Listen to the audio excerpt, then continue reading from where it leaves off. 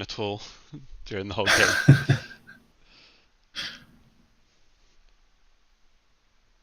Right. Hello, everyone, and welcome along to a battle report live with Ed, who's playing Maggotkin of Nurgle, and myself, who's playing Kruleboyz. This is my crowdsourced list that you've all been voting on Wohammer. So today is the first time I get to play it, and we'll see how it does. I've had to fill in a few bits like the what battalions and artifacts I've got. So I've gone for a command entourage and a battle regiment to give me an extra mount trait. So I've got 2 mount traits now. I've got one for the Mybrute and one for the Snatcher Boss. And I put an artifact on the Snatcher Boss as well, which is an Arcane Tome, and I've given him Nasty Hex as well, just so to finish the army off. And the grand strategy on mine is Prized Sorcery. But I'll go through mine in more detail in a bit. Ed, do you want to go through yours first, or? Yeah, sure. I'll go for mine while you spawn your models. So Yes. I have. I'm running Befouling Host, Maggotkin of Nurgle, which their subfaction is Beasts are Battle Line, Beasts of Nurgle. And also I start with 1 more Feculent Gnarlmaw on the board than usual. You should only start with 1, but I'll start with 2. Then I also have Horticulous Slimux in my list, who buffs beasts and drops a 3rd tree. So this is a very summoning heavy list, because each of those trees gives summoning points every one of my hero phases. My general is my Grey Unclean one, with Bell and Blade. So he's definitely in the support piece role, rather than the smashy monster role. Not that there's like a huge amount of difference between smashy monster and support in terms of damage, in my opinion. That's why I don't really mind losing out the extra wounds that he deals out with this build. His Bell gives more summoning points, and his Blade allows him to stab himself to take a wounds he can't negate, so that he can cast an extra spell. As my general, I've given him my only artifact, which is the Tome of 1,000 Poxes. So he can cast an extra lore spell with a +1 to that spell only. And I'll go over his spells in a minute. And he's also got the Master of Magic command trait, which lets him re-roll 1 casting roll, unbinding roll, or dispelling roll in each phase. So I'll be using that to re-roll basically my most important spells. His most important spell is probably Fleshy Abundance, which is a +1 wound characteristic to a demon unit.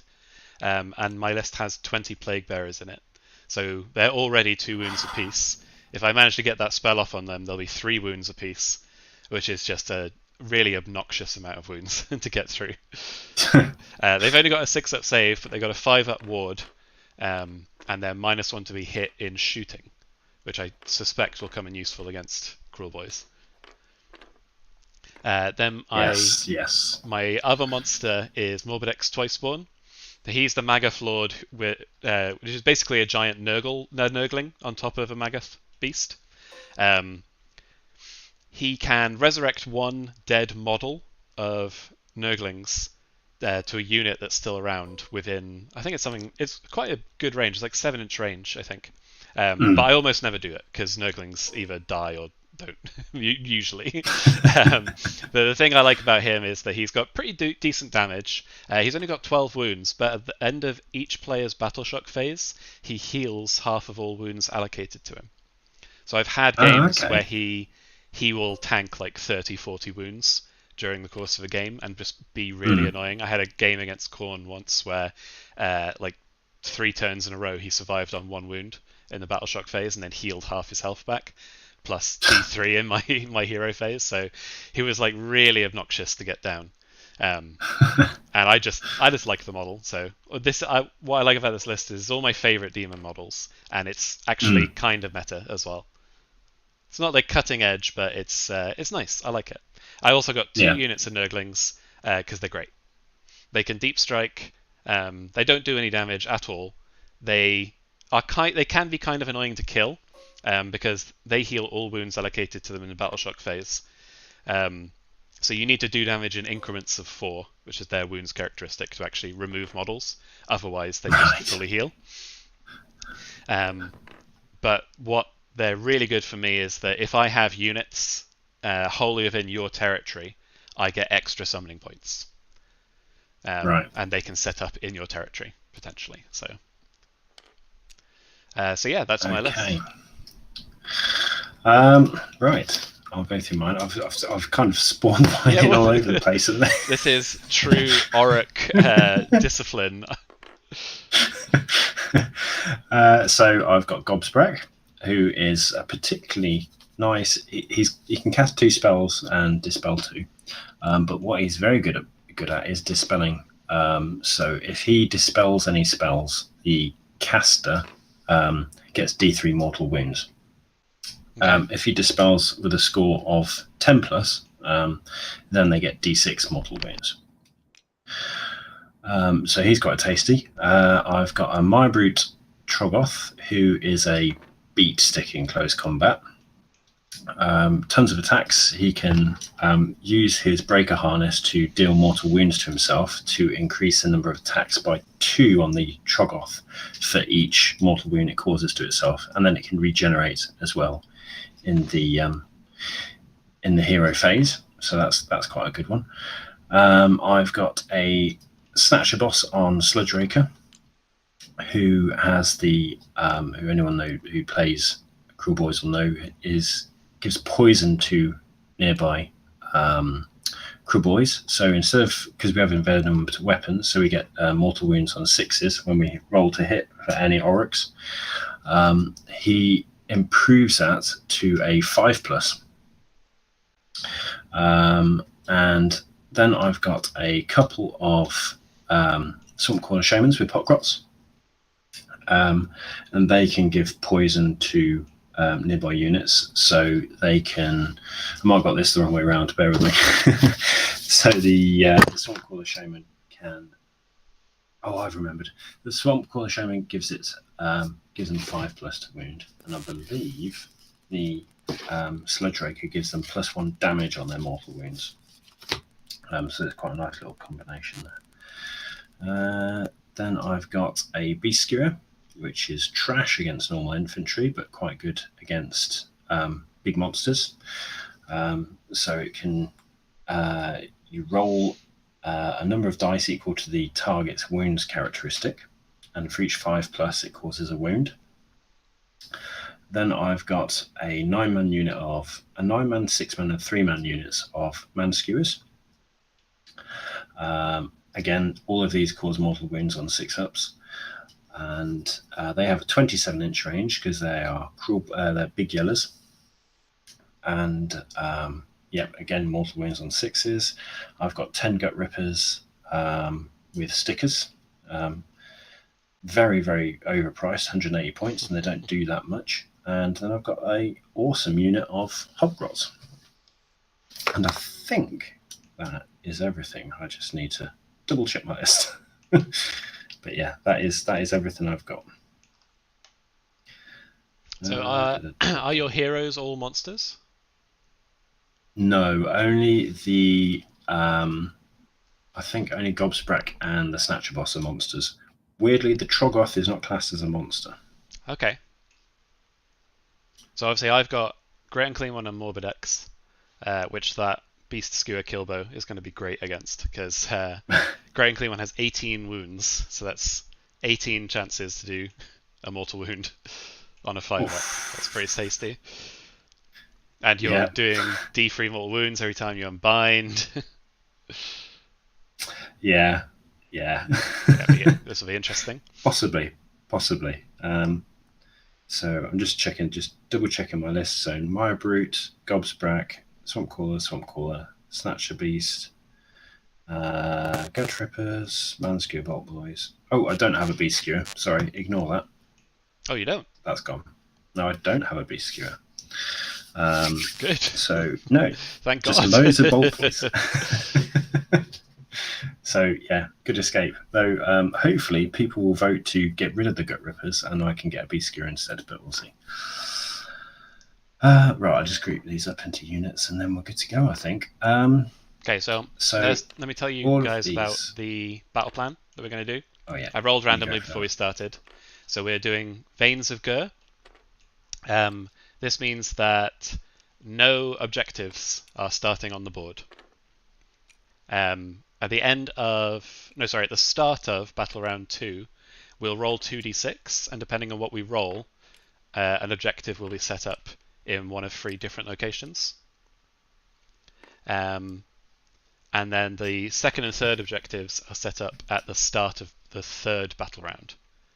So there'll be no objectives battle round 1, 1 objective battle round 2, and then 3 objectives for the rest of the game from battle round 3 onwards.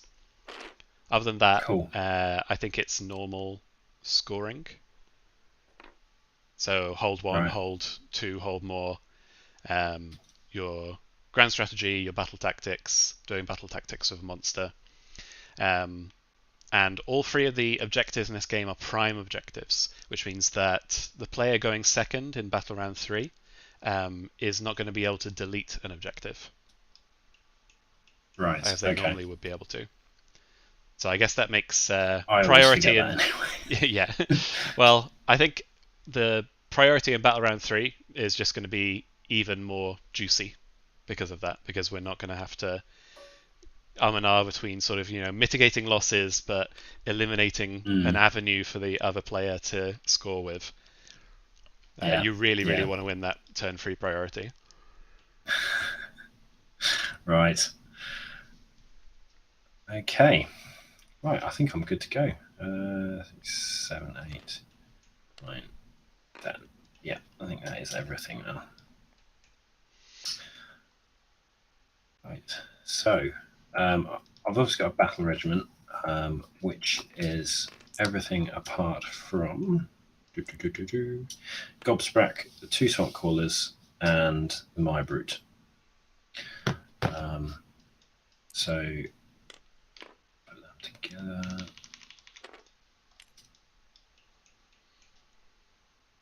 Snatch bosses with those.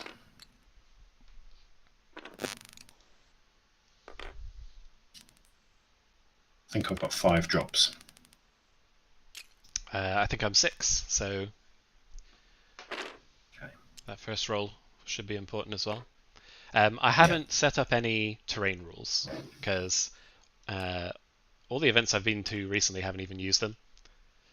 Right, okay. And the terrain is symmetrical, so I'm just going to set up on this side, if that's okay with you. Yep, absolutely. So I'm over on here. Yeah. Okay. And let's roll off to see who sets up first. Okay. Where are the dice? Sorry, Ed. I'm a bit of a noob with this. Everything. Me 1d6. Oh, there it is. There we go. Right. Back. So 4. Also 4. So reroll. Okay. Just so you know, you can hover over and press R rather than actually rolling. It might be healthier for our models. Okay. Right, so your choice. So as I said, I think I'm 6 drops. So you would beat me anyway, right? I believe so, yes. So I'm actually going to put my brute down first. And I will put him over here. I don't know where these guys come from. Yeah, well, that's some cunning Auric tactics right there. I am going to set up 3 Nurglings as a hidden infestation. So they'll come on at the end of the first movement phase, and one of their models will be at least an inch, within at least an inch of any terrain piece, but they can't be set up in my territory. Right, okay, let's bring these over here so I know what I'm doing. Okay. I am going to have to set up some of my command entourage, I think. Excuse me. I will set up a Swamp Caller Shaman, and I will shove him, oh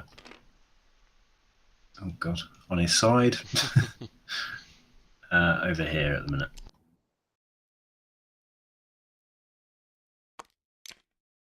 Oh dear. Just sit down, Swamp Pots. There we go. Yeah, what is he? I don't think he's on Tunnels. anything. He's just drunk. I think he's just been dipping in the pot. I'll set up my second unit of Nurglings as a hidden infestation to give you as little information as possible. I know. I don't want to put my battle regiment down just yet. Okay, let's do Gobsprat because he's got quite a good movement on him. How far in can we deploy? Sorry. So this first white line is the edge of your territory. I thought so. Let's put him over here because he can fly.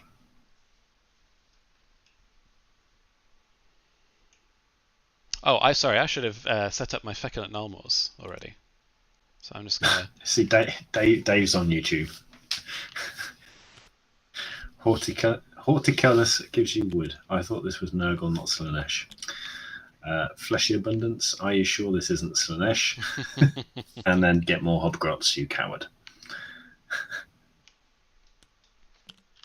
Okay, so I'm just going to set my Feculent Nulmors up there, way in the back, because if you stand within, I can't remember if it's an inch or 3 inches of them. I think it's 3 inches. Yeah. I don't get summoning points from them, but you get disease points from them. So generally, okay. I just want them out of the way and you forgetting they exist. Yeah. So can I destroy them? I'm not sure on what these... Yeah, if you can use a monstrous action to destroy them. If they're destroyed, unlike other terrain features, they're just removed from the board. Right, okay. I've got my other Swamp Caller Shaman to set up. That's right, it's still mine. Because is it? Sorry. Yeah, the Nulmors aren't a real setup. I just forgot to do that ahead of time. Okay. I will set up my Plague Bearers, I think, and they will go.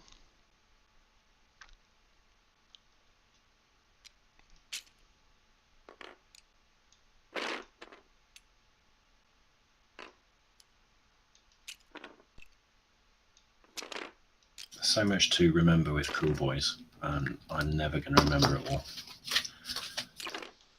Well, yeah, they're the cunning orcs, right? They use things like tactics. Yeah, exactly. Just before the game begins, just tell me dirty tricks, and then I'll know what you're talking about.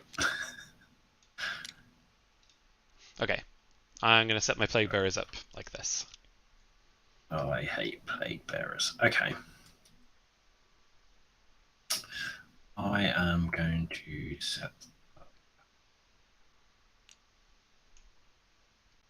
I'm going to set up this dude in cover, hopefully. That's my other Swamp Caller over here.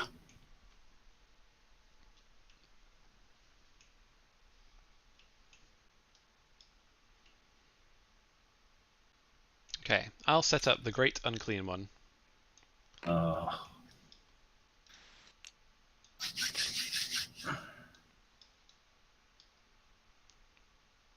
Okay, now I'm down to my last drop now. So it's all or nothing now. Okay, let's set up Gut Rippers. Yeah, am I over the line? I can't tell. Then we'll set up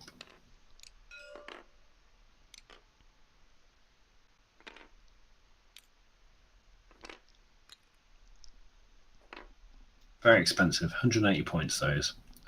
Make a reasonable screen. Do they do much damage?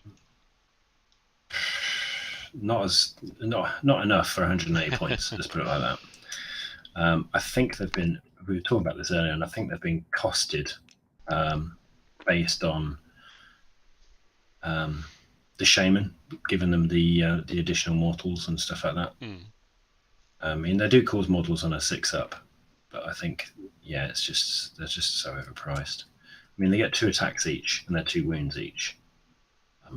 What's their save? It is. I should know this off the top of my head. I believe it's 5-up. Yeah, 5-up.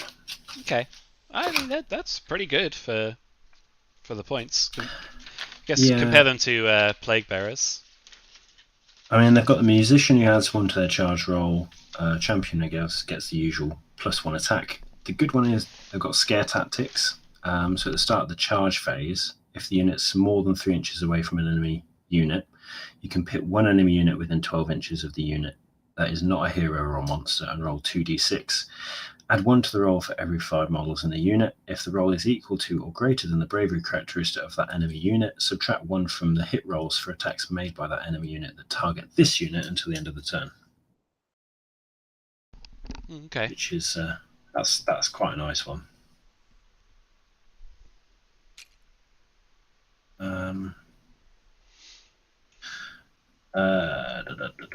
Let me just check when I need to do. Sorry, just double check when I need to do the sneaker tactics. I'm furiously turning through my pages in my book.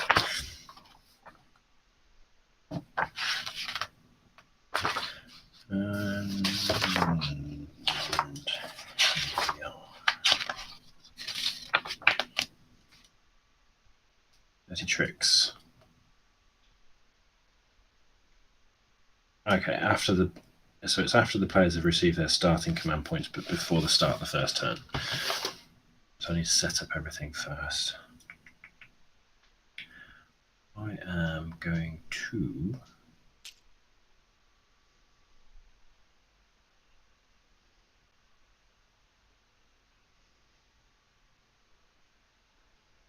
put them. That's my unit of 12. Just going to group them up a bit more. Have you got anything that can deploy on my lines, did you say? Yeah, my Nurglings can deploy outside of my territory, more than 9 inches away from any of your units, and at least one of the Nurglings models needs to be within 1 inch of any terrain feature. Also your buzzing spec. Oh god, okay. I'm going to move this over here. So I'm playing around with my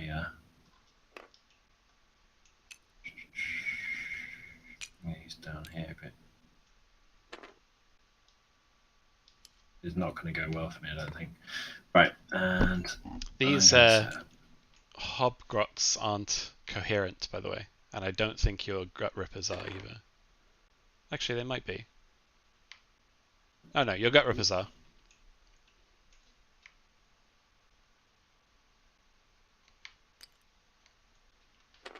Yeah, bunch them a little bit. That's cool. I keep forgetting it's two models, isn't it? They have to be in. Yeah, within 1 inch of 2 models. Yeah. That's why I think 25mm infantry. I think they'll be really good in the next GHB, which is apparently based around battle line infantry. Yes. So. Yes. So I cry with all my 32mm battle line. That's me done. Okay, so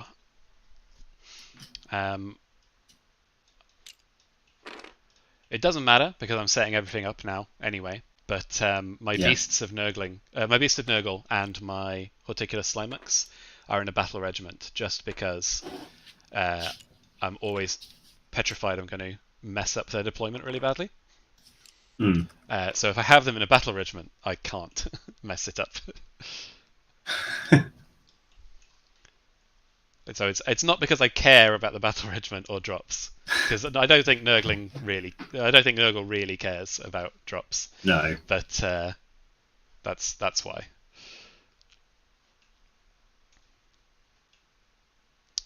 And let's get Morbidix.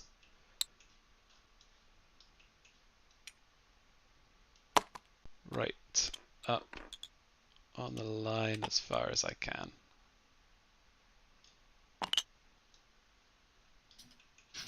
Okay, that's me done. Okay. So what's next? Do we put any objectives down, or did you say that you don't start with objectives on the battlefield? There is one stab grot on the back. Is that part of your army, or is that a superfluous stab grot? No, he is not part of the army. I will get rid of him. Okay, just making sure you weren't. I wasn't denying you a stab grot. Poor stab grot. We all know the grots are the main backbone of the army. Okay, right. so yeah. So there's no objectives battle round 1. You outdropped me, so you get to choose who goes first. Okay. And best of luck to you. And to you. I am going to. Oh, do I let you go first? You've not got any of those funny fast things, so I'm going to actually let you go first, I think. Okay. But before you do, so we need to do our command points first, don't we? I think. Yep. So because you're going first, you get 1, and because I'm going second, I get 2. And then at the beginning of the first battle round, because both of our generals are alive, we get an extra 1 each. So I'll start with 3, and you'll start with 2. Oh no, sorry, I'll start with 2. You'll start with 3. I'm actually going to let you go first, by the way. Sorry. Yeah, you did say that. I just messed it up. Okay. Okay. Yeah. And do you need to do some dirty tricks thing? I do. Right. Okay. So I've got. I think the only one I can do is going to have any. I can either do disappear and act, so roll 3 dice. For each 4+, you can pick 1 different enemy unit on the battlefield that has not been reinforced. Then roll a dice for each unit you picked. If the roll is greater than the unit's wound characteristic, your opponent must remove that unit from the battlefield and set it up as a reserve unit. At the end of your opponent's first movement phase, they must set up the unit on the battlefield wholly within their territory and more than 9 inches away from all enemy units. So I think we're going to do that one, the disappear and act one. So I roll 3d6, and for each 4+, then I get to choose a unit, and then I've got to roll higher than their wound characteristics. Interesting. So I'll roll it in the middle of the table so everyone can see.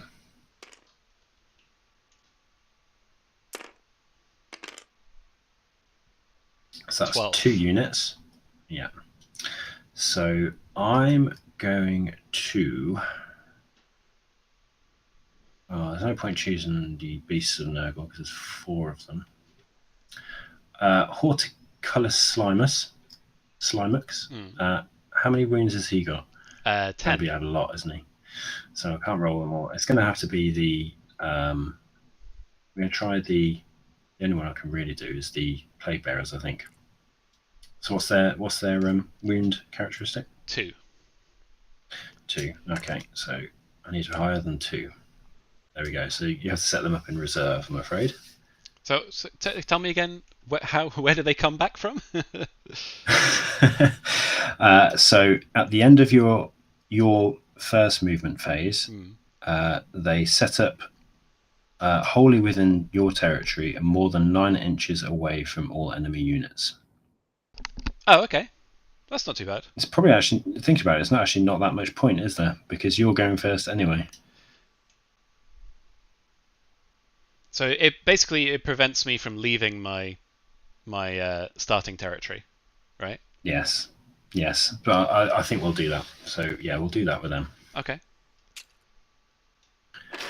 And you've got nothing else with wounds less than 6, have you? No, the next lowest. Actually, no. My Nurglings, but they're not on the board. Yeah, the next lowest is Beast of Nurgle with 8. Okay, that'll do then. That's no more I can do there. I'm fine with that. Okay. Wow, what an interesting power. Yeah, there's other ones that might be slightly better, like Covered in Mud. So roll 3 dice for each 4+. Pick one friendly unit that is not a hero or monster, and while that unit is in cover, it is not visible to enemy units. Ah, yeah, very nice. Which I probably should have done, to be honest, with the. I don't know. It wouldn't have affected me. I Yeah. guess. Yeah, no, it probably wouldn't have affected me. Yeah. The only long range thing I think that would have mattered is my other spell, which I forgot to say at the beginning, is Gift of Disease, which is 21-inch range. I choose one of your units, and that unit and every unit within 7 inches of it gets a disease point. Oof. Oh, okay. Your clicking is back. Oh, I'm not sure what's causing it. I wish I did. Okay. Okay. Yes. So. Okay. Start of my battle round. So the very start, I roll a dice to see where the wheel begins. Yep. It starts on 2, which is all of my units are treated as being within 14 inches of a locus of fecundity, which means that they heal D3 instead of just 1. Right. But it's battle round 1, and I've taken no damage, so there is no effect for this first battle round. Okay. Next, Horticulus is going to plant himself a tree. Oh god, I hate these trees. They're fine. They're better than they used to be. They used to give me run and charge.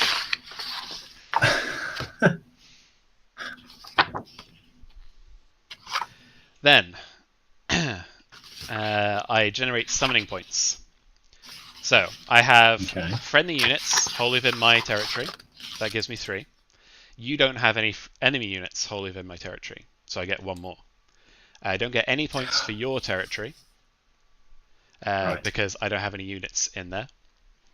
I get 1 point for each tree, and then the Great and Clean one will ring his bell. And on a 2 to 5, he will generate 1, and on a 6, he'll generate D3. So he generates D3. Oh, that's good. I forgot my command trait. What's your command trait? It's before the first battle round begins, but it doesn't matter. Well, what does it do? I forgot it. If it hasn't changed anything, never mind. It will change. So if this general is on the battlefield at the start of the first battle round, before determining who has the first turn, you can pick one friendly Kruleboyz unit and set it up again anywhere on the battlefield that is more than 9 inches away from enemy units. Oh, okay. Interesting. Yeah, so I forgot that, so it's my fault. You can do it now, I think. I mean, it would have been your choice to let me go first, and nothing I've done has. So I might lose a summoning point if you set up in my territory, but I don't know if that's a good idea for you or not.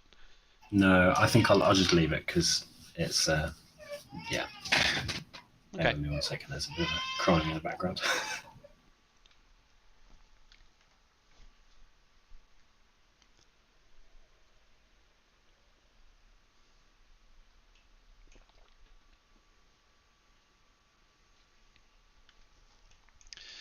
Okay.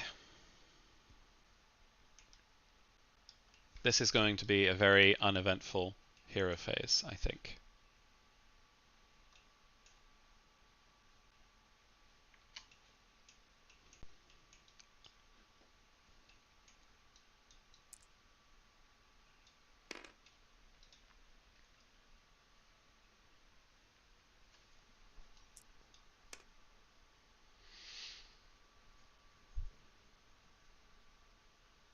Okay, sorted.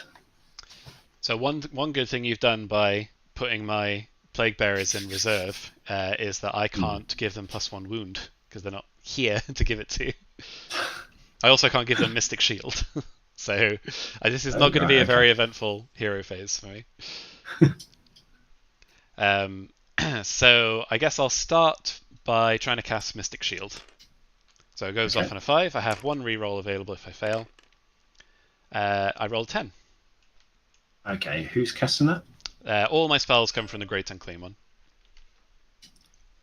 I'm going to use my So once per game, once per battle, Gobsbrack is amazing. So but only once per game. 3d6. The rest of the time he's crap. Only once per game, yeah. So he can use 3d6 to dispel, and it's called Screaming Mandrake. Once per battle, when this unit attempts to unbind a spell, you can set it as using a Screaming Mandrake. If you do so, the unbinding roll for that attempt is made with 3d6 instead of 2d6. Okay. And then I've got the Mork says no. So each time this unit unbinds a spell, the caster suffers D3 mortal wounds. If the spell is unbound with an unbinding roll of 10+, the caster suffers D6 mortal wounds. So you're gunning for that D6 mortal wounds. That's what I'm hoping for. So here we go. 6. A below statistically average roll for 2 dice. Yes. So there we go. Unfortunate. Yeah. So he will give Mystic Shield to himself. And then I really don't have any other spells that can affect things particularly. So I'm going to give him Arcane Bolt as well, just for the sake of it. Also goes off on a 5. He's rolled 5, 6, 7, 8. Okay, I will attempt to dispel that. Just 2 dice this time. 10. 10. And that's D3 mortal wounds. Is it a roll of 10? 10 plus is D6. Yeah. D6 mortal wounds. Actually worked for once. It should be 2d3.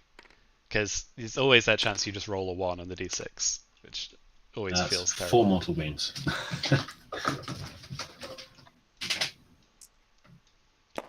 Okay, he saves 1 with his Disgustingly Resilient. Okay. So he's down to 15 wounds. A mere 15. How will he recover from this? Okay, I think that is the end of my hero phase. Okay. I'll just quickly double check. Because my other 2 armies are Tzeentch and Lumineth, I'm always surprised when a hero phase ends. I don't expect it. I feel like most of the game should be a hero phase to me. But yeah, so we're in the movement phase.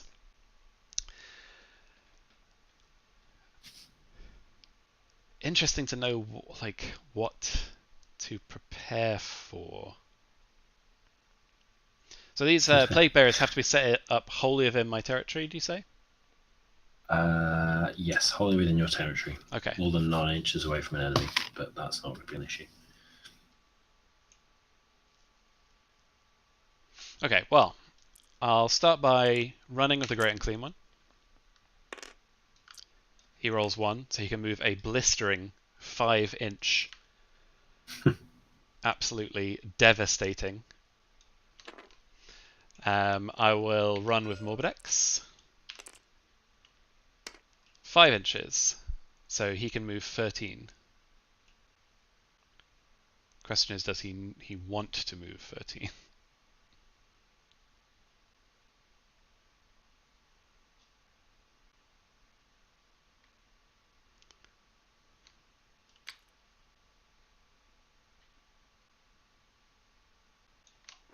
He'll go there.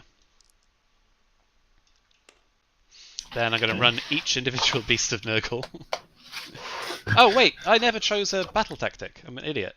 I'll do Ferocious Advance. Okay. I can never remember what the battle tactics are.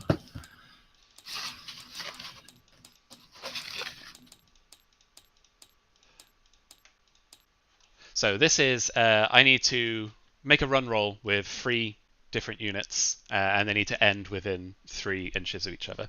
And I'm just going to choose these 3 Beasts of Nurgle next to each other. Okay. So for the first Beast of Nurgle, I roll a 5. He's got a 5-inch move, so he can move 10. But I'm only going to move 7, because I want to make sure I get this battle tactic. For next Beast of Nurgle, he rolls a 3. So he'll go there. For the third Beast of Nurgle, we have a 6, more than enough to slot him where I want to. So that's my battle tactic completed. Okay. My fourth Beast of Nurgle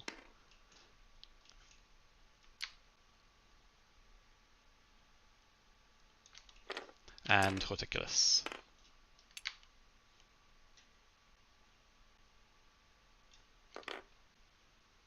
So everything in my army is run. Now Right. I drop all of my my reserve units, which for some reason is my Plague Bearers. Which just, I don't like that. Stop it. These guys should be 3 wounds apiece, Mystic shielded, they should have all these bells and whistles. Sorry. They're just gross now. They're just gross like normal. Might give me a chance of killing them. I wouldn't count on it, honestly. I don't think I've had a game yet where they haven't required at least 2 battle rounds to kill. Yeah.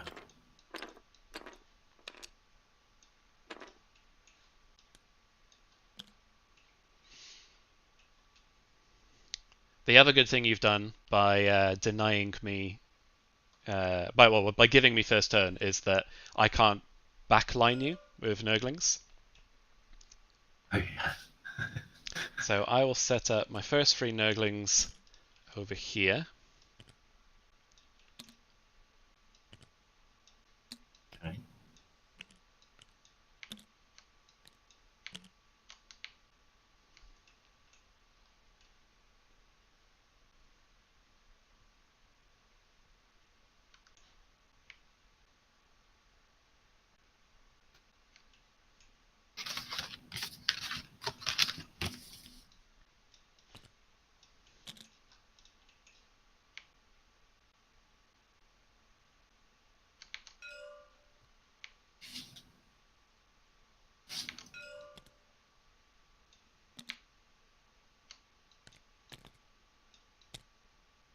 My next 3 are going over here.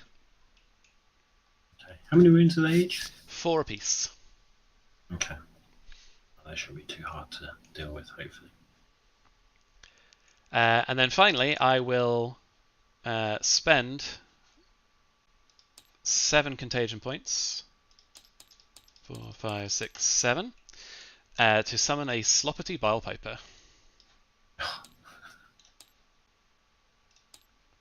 So if you don't know, Sloppity Bilepipers, at the start of the combat phase, they choose from one of 4 effects, and friendly Nurgle demons within range get all of the effects. Right. It needs to die. Yeah, the most egregious of them is that models within 3 inches can't pile in. So that can be really devastating if I manage to trap you in pile-in jail. But his effects don't work on Morbidex, just so you know, because he's not a demon. Okay. Despite riding that, for some reason he doesn't have the demon keyword. Okay, so that's my movement phase. Okay. I can't shoot because everything ran. I am not going to charge anything. No combat, no battle shock, no objectives. So I just score the 2 for my battle tactic, and now it's your turn. Okay. A Nurgling's battle line. Nurglings are not, no. Okay. My beasts of I was Nurgle are. My plague bearers are. I should say, by the way, that my Nurglings and my plague bearers are in Hunters of the Heartlands, which means they can't be targeted by monstrous actions. Right. Okay. So your beast of Nurgle. How many wounds your beast of Nurgle? They're 8 each, with a 5-up save and a 5-up ward. Okay, I'm going to use Broken Rank. Still want to use broken rings. Still want to use broken rings.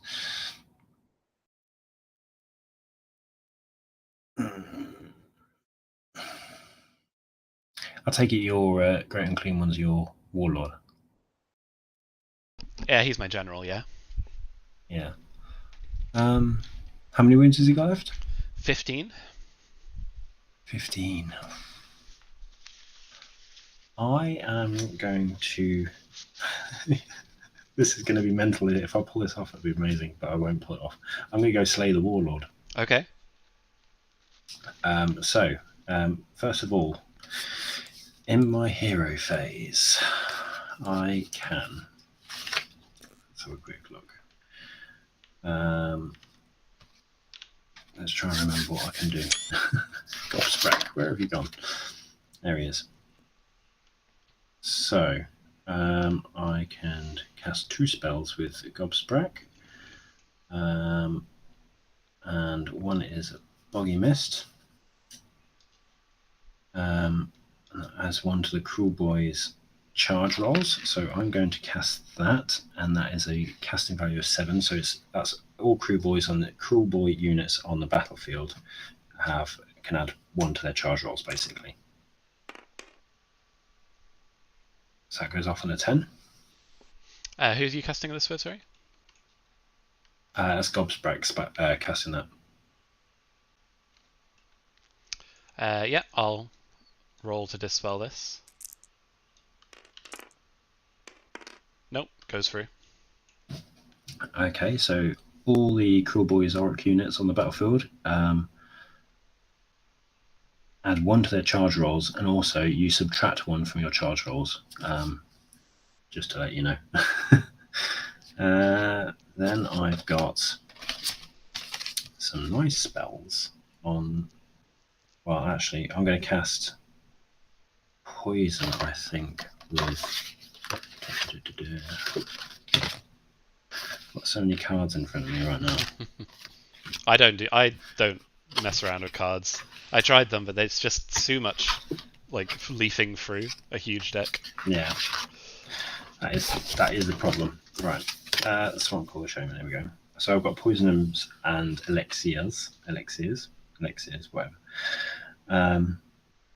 So I am going to do.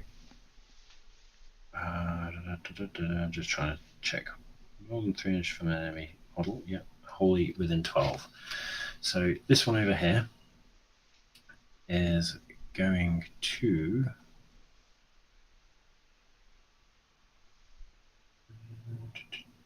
Yeah, he's going to do poison on a unit of 3, just there. And what poison does, basically, until your next hero phase, when you use a Venom Encrusted Weapons battle trait for that unit, so mortal wounds on 6s, you cause them on a 5+ instead of 6+. Okay.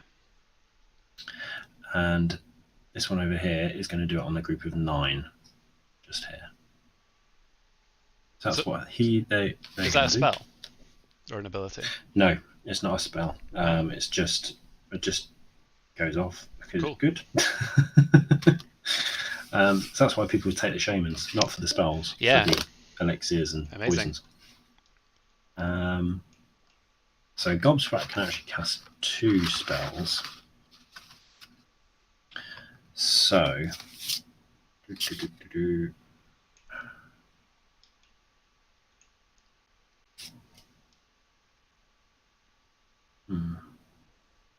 cast anything else, that'll do. Okay, but what I can also do is my Brute Troggoth, this fella here. He has the mount trait Fasten, which means he can make a normal move in the hero phase as well as the movement phase. So we're going to move him up. If I can find how far he moves, it's fairly fine. There he is. So he moves 5 inches. I think which way would be the best way. Let's go over here.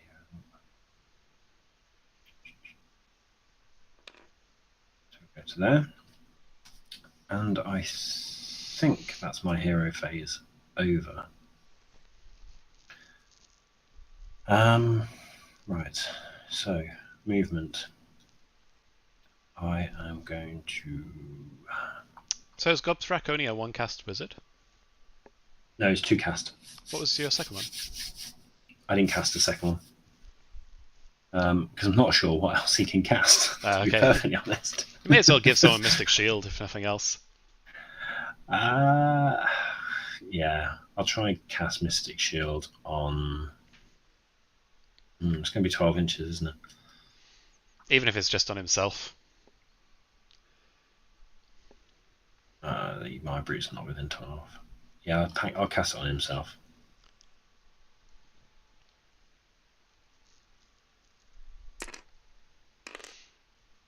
Goes off in a 10. 10. So I fail on a 7. I get 1 reroll per phase. I'll try it on this because I may as well. Nope. Okay. So my movement phase. My hobgrots are all the way down here. Oh. Go back. Hobgrots are great because I think that's in the spot it was. They can move and shoot. So what You mean run and shoot? Sorry, run and shoot. So I'm going to move them 5 inches to here, and I will see how far they run. Mighty 1 inch, which is here. So everyone's 6.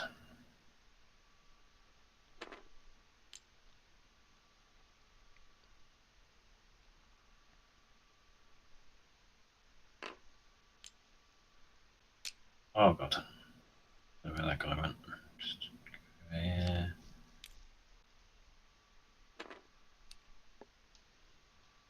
I'm just going to zoom in to critique your movement practices.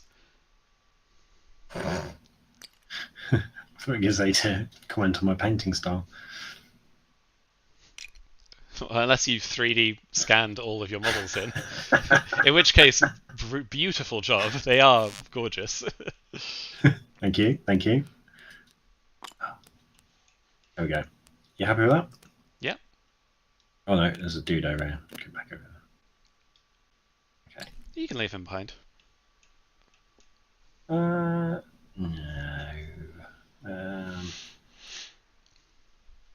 I've got a range of 27 inches. Oh, I'm outside. If I move, it's 12. I'm not going to be able to do it. I'm not going to be able to kill you all. Oh, really? You have to. Not think of that. You have to like plant your crossbow, do you? Yeah, I mean, it can move and shoot, but the range goes half distance down to 12. Well, 15 for big yellows. So we're going to move these boys up.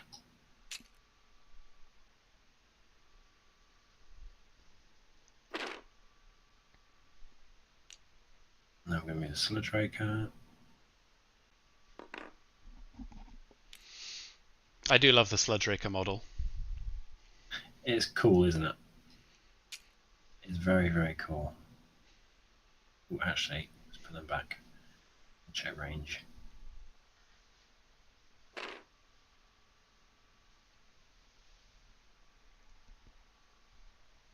Ooh, that's in range.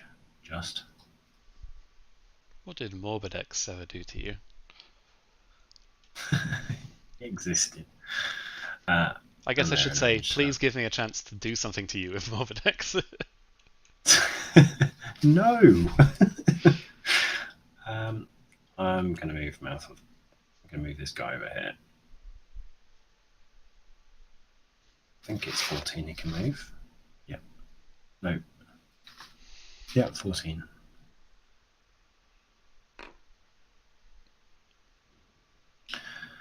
I'm going to move these around as well. Just to keep them a bit closer to the units I want to buff. Move them away from the Nurglings because we don't want them dying. And I think that's my movement phase done. So let the shooting begin. Are you sure you don't want to? I guess the man skewers. What can they attack? I can attack your Nurglings. Hey, okay. I'll take the And they Nurglings over could- the beasts. They could attack it. Well, can they attack the beast? I didn't think they could shoot through that cover. But I wasn't Oh, sure. that's a very good point. Always forget the cover's a thing because I use sentinels. Why would I? Terrain has no meaning to me. It's just an impediment. To Exactly. wardens. Right. So. These are poor going- Nurglings, man. nine Bolt Boys into 3 Nurglings. It's gonna be a massacre. Well, you put them there. I was hoping you'd ignore them. They're really no threat to you at all. And Sludge of Venom. Add 1 to the mortal wounds. Okay, 6. So, anything within. Yep. So,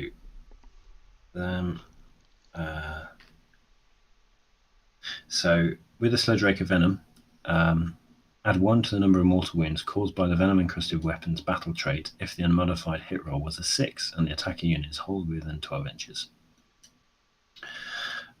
So my manskewers, because they've not moved, they are getting 2 attacks each.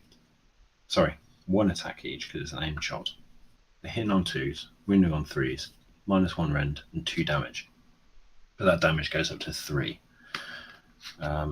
if they cause mortal wounds. And let's roll the dice. So I need 9 dice.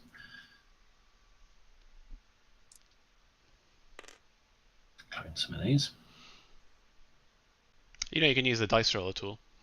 It's very quick and easy. I don't know how to use it. I'm It's nearly 40, Ed. It's I'm easy. nearly Come over here. 40. I'll show you. Okay. Let me hold your digital hand. Okay. These I'm here. numbers up here are how many dice you want to add. Okay. So 5, 6, 7, 9. That's you got 1 dice up here. It's counting as 10. Oh, okay. And then just click up here to select all dice. Okay. And then drag them over into this portal of doom over here, and it'll roll them all for you and order them. It's all so beautiful. Oh. So hitting on 2s. So 1, 2. So yeah, all but 2. And I've got 2 multiples there.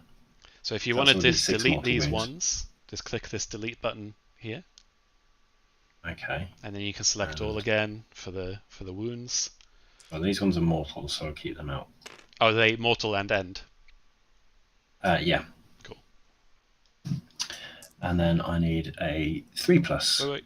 No, I don't want those ones. There you go.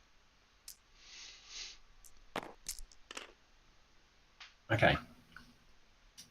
They're rend -1 and 2 damage apiece. So that's 3 saves there for those ones. 3 saves. Sorry, who is this targeting? Your Nurglings. Okay, I thought so. I am not going to bother all out defensing Nurglings. So what was the rend? -1. -1. So they've got a 6 up? Yeah, 6 up save, so no actual save. Is it 1 damage Okay. each? These are 2 damage each. 2 damage each, That's plus 6 2 mortal from wounds. those ones. Plus the mortal wounds, they cause 3 damage each, so that's 6 there. So 6, 7, 8, 9, 10, 11. So it's 12 wounds in total. Alright, so that's all of their wounds.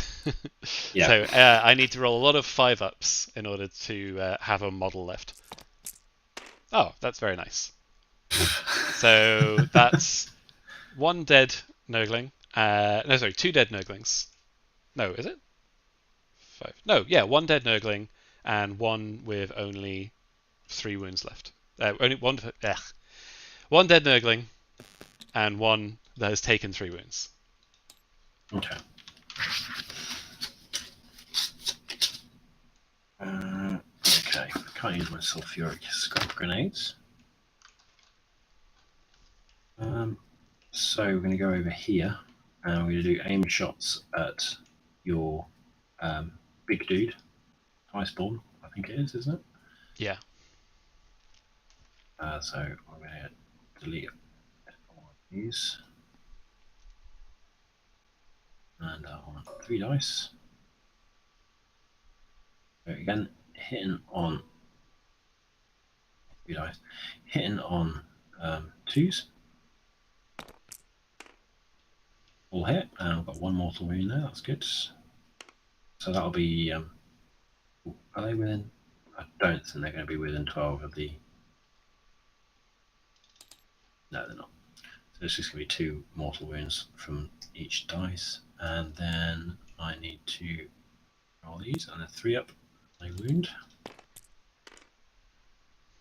So that's 1 normal save, -1 rend, 2 damage. Okay, I'm about to lose all my command points, so I may as well use one for the +1 to save. So that was 1 attack, you said -1 rend? Yep. So he's back on a 3-up save. Yep. Which he passes. And then you said Okay. 3 mortal wounds on the 6, yeah? 2 mortal wounds from that one. 2.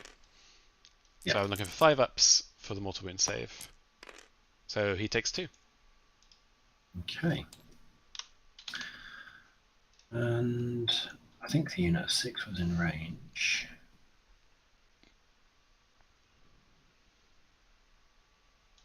Yep, they're in range. Can they all see him through the cover? Oh, that's a good point. Didn't think of that. No, they cannot see him. So, instead. Oh, yeah, Beast of Nurgle. Yeah, unfortunately, I should have saved my all that defense for him. Yeah, they're all going to go on the Beast of Nurgle. So. Okay, rest in pieces, little Terry. Let's take one final moment to appreciate the beauty that he shared with us in life and the wretchedness of his death. You're assuming I'm going to kill him as 1 mortal. That's true. You did fail to kill 3 Nurglings with 9. Exactly. And then 3 up. Ooh, all wound. So that's 4 wounds. 4 hits, -1 rend, 2 damage each. Okay, so they have 5-up save, so looking for 6s for the save. No saves. So that's 2 damage each. And yeah, they're 2 damage each, so that's 8 wounds. And then +1 or 2 mortal wounds. That's +3 wounds because it's within 12 inches of the sledgehammer. So 11 total damage. He's got 8, so I need quite a lot of 5s. Yeah. So I saved 5 out of 11. I deleted the wrong ones. So you've done 6 damage, right? Yeah. So he is alive. He's scraping through on 2 wounds. Okay. Make sure you don't forget about things like all-out attack. Because you're sitting on 4 command points unsped. What does the all-out attack do? +1 to hit. I can't remember. Oh, don't need that for now. Hitting on 2s anyway. I don't think I've got anything else I can shoot.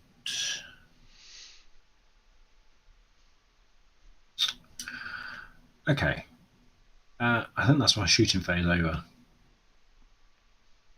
Yeah, they got the Hogwarts got shooting, but it's 8 inches, so they're not in range of the Nurglings. So I think we are. Oh, I didn't move my brute, did I? You can do it now. It wouldn't have affected anything, would it? Okay. You moved him 5 before, so I assume that was his movement. Yeah. So you're looking for a smackdown between Morbidex and the Breaker Boss. Yeah. 7.9. So it's combat phase now, isn't it? Charge phase. So, charge phase, sorry, yes. Right. So I don't do anything there until the combat phase.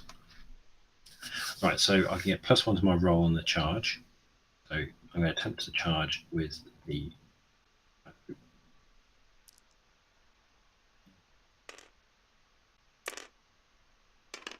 7 to make it sure. Yeah, I'm in.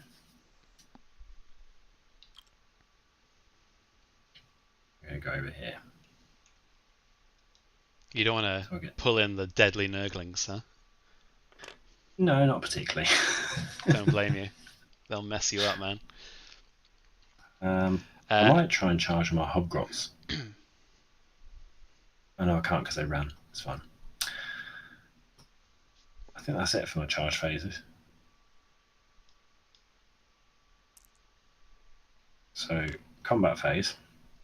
I roll a dice because I'm using Breaker Harness. Oh, actually, at the end of charge phase, I would get a monstrous action with Morbidex, if that's okay. Yep. So yep. I think I'll stomp on the Breaker boss. Yeah. So is that a 2? I always forget if that's a 2-up or a 3-up. Stomp is a 2-up. On 2-up, you suffer D3 mortal wounds. Okay. He passes for 2 mortal wounds. 2 mortal wounds. Very nice. He has a total of 12 wounds, so he's down to 10. 6 and a 4 next time, so we can count down. Oh, you count down. I count down usually, yeah. I always count up because all the brackets are written how many wounds are allocated, not how many wounds are remaining. Okay, we'll do that then. That's a good tip. I like that. You can tell how much I play Age of Sigmar. Right. Just saves you having to do any mental effort. Also, I'm going to give him a wound counter because I know that we're both going to think this is a superfluous dice and delete it as the first chance we get.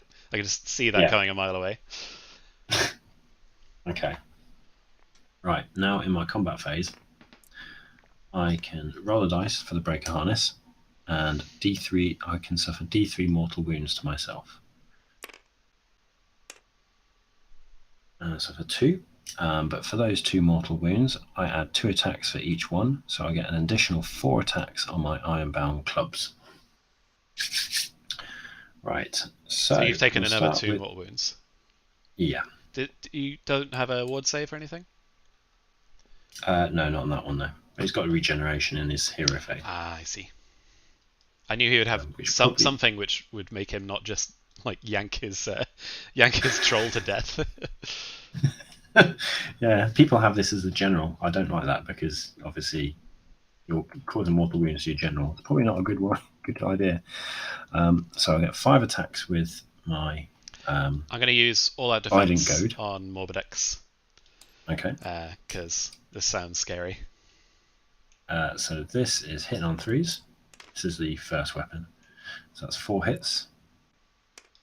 Oh, I forgot I can just remove them. Doesn't matter. And then wounding on 3s. Oh, it's only 2. There's no rend, 2 damage each. No rend, 2 damage each. So with all-out defense, he's saving on 2-ups. So they're saved. Okay. And then I get 8 attacks with my troll. Don't forget, you've got 4 command points. If you want to use an all-out attack, so I'm you get +1 to all of your hits. This is going to be your last chance to use them. Yeah, I'm going to use them.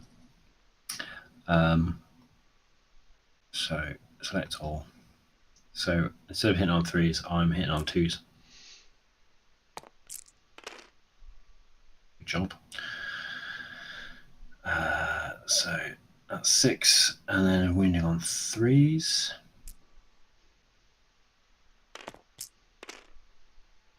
Oh, that's -2 rend. Yeah, -2 rend, 3 damage each. Okay, so he starts on a 5, -2 +1. So I'm looking for 4-ups to save. Yep. Look at that. Well done. Were those the super attacks?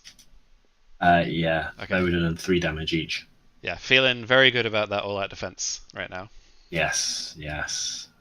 Okay. Your attack's back then. I'm going to go all-out defense as well. If I you've can't, used can I? all-out Yeah, I can't. attack, yeah, you can't do it on the same model. You can do it on 2 different units in the same phase. Mm. I played a guy 2 weekends ago who he didn't realize that you could use inspiring presence more than once per game. So he thought that like Battle Shock was a much bigger deal for him. And I've been thinking since, like, that's actually not that bad. I kind of like that idea. Yeah, that Yeah. will be interesting. I like Battle Good Shock mechanic. actually mattering. Okay, so Morbidex will attack with his Flesh Reaper Scythe. Wait, why am I using Kruleboyz dice? Ugh. Ugh. Let's use some proper, nice, respectable Nurgle dice. So yeah, 5 attacks. These are hitting on 3s, wounding on 3s. On a 6, I give you a disease point. Nice. Oops.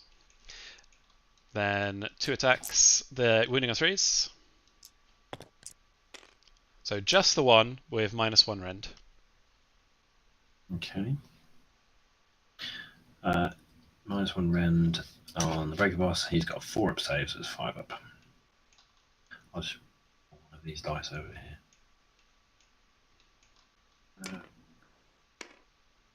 Excellent. 8. I love it when 2 titanic monsters charge each other and just whiff, whiff, whiff, whiff, whiff. Then 5 attacks with his monstrous claws. These are my good attacks. So hitting on 3s again. Okay. Wounding on 2s. So 1 attack, -2 rend. 6 up. No. That's 3 damage. Oh. Click on the number in the middle. Oh, in the middle. Okay, 3. He had 4 already. 5, 6, 7. He said he had 12? 12 total, 5 left, yes. Cool. Battle of the 12 wound monsters. Yeah. Okay, yeah, that's me done. Okay. I think that's it, isn't it? There's nothing else I can do. No, nothing else is in combat. No Battle Shock. At the beginning of Battle Shock, at the end of combat phase, actually, you gain a disease because you're within 3 inches of a Nurgle unit. And then at the beginning of Battle Shock, I roll a dice for each one, and every 4 up is a mortal wound. Okay. So no mortal wounds, and then this counter resets to 1. Okay. So I like that. If you heal, if you do any kind of healing ability, you can choose to remove a disease point instead of removing an allocated wound. Okay. But remember, Okay, obviously, I'll that bet that one. a disease point is like a 50% chance of a wound, whereas a wound allocated is a wound. So it's good to like remove them at the end, I think. Yeah, makes sense.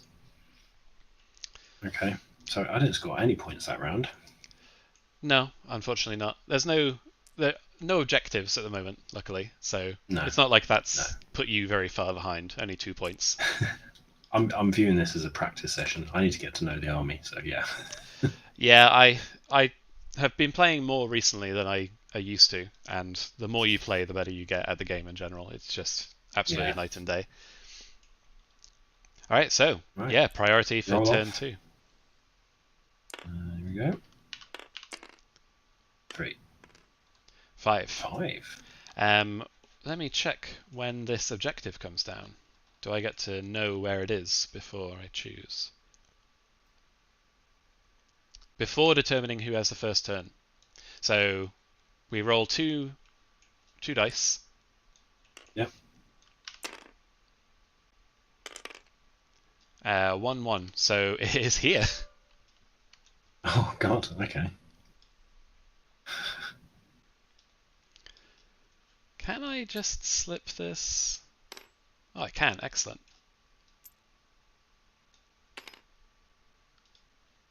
Let me just clone a spare for later, and we'll lock that. I think it's. Oh no, it's got a bit slightly. skew. Yeah, it is askew, isn't it? Yeah, there you go. Excellent. Okay, so everything's to fight for over here now. Interesting. Yeah.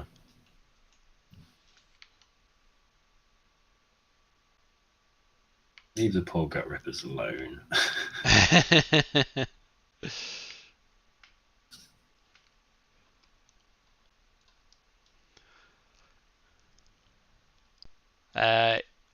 I will take it. I'll take this first turn. There's an objective in play now. Let's make the most of it. I do think I could probably weather your turn, but I'd like to get things like Fleshy Abundance up. Yeah. Kruleboyz usually, like, the first turn, kind of beat stick, and then they fade off. Yeah, I wonder though, because I Beat stick's not really beat. really have any. I don't really have any way of getting at your Bolt Boys, so they're going to be relevant for the long game.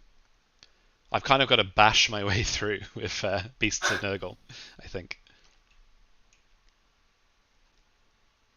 Well, have you chosen battle tactic? Yes, I'm just thinking. I think I'll do Monstrous Takeover, Okay. which is basically be in control of an objective with a friendly monster by the end of my turn. Okay. So as long as I still have Yes. this objective and Morbidex is on it, then it's all Gucci. Yeah. Yeah, you shouldn't have any problem there.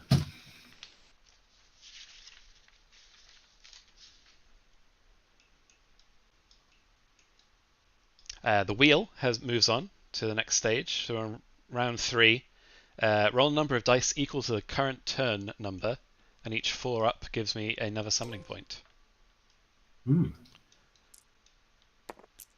Oh, both of them. Love to see it. So I've gained 2. I also gain 1 for each tree. I gain 3 for having friendly units in my territory. 1 because you don't have any units in my territory. I don't have any units in your territory, so I'm not generating an extra 3 there. And then my Great Unclean will ring his bell, but he generates nothing. Oh.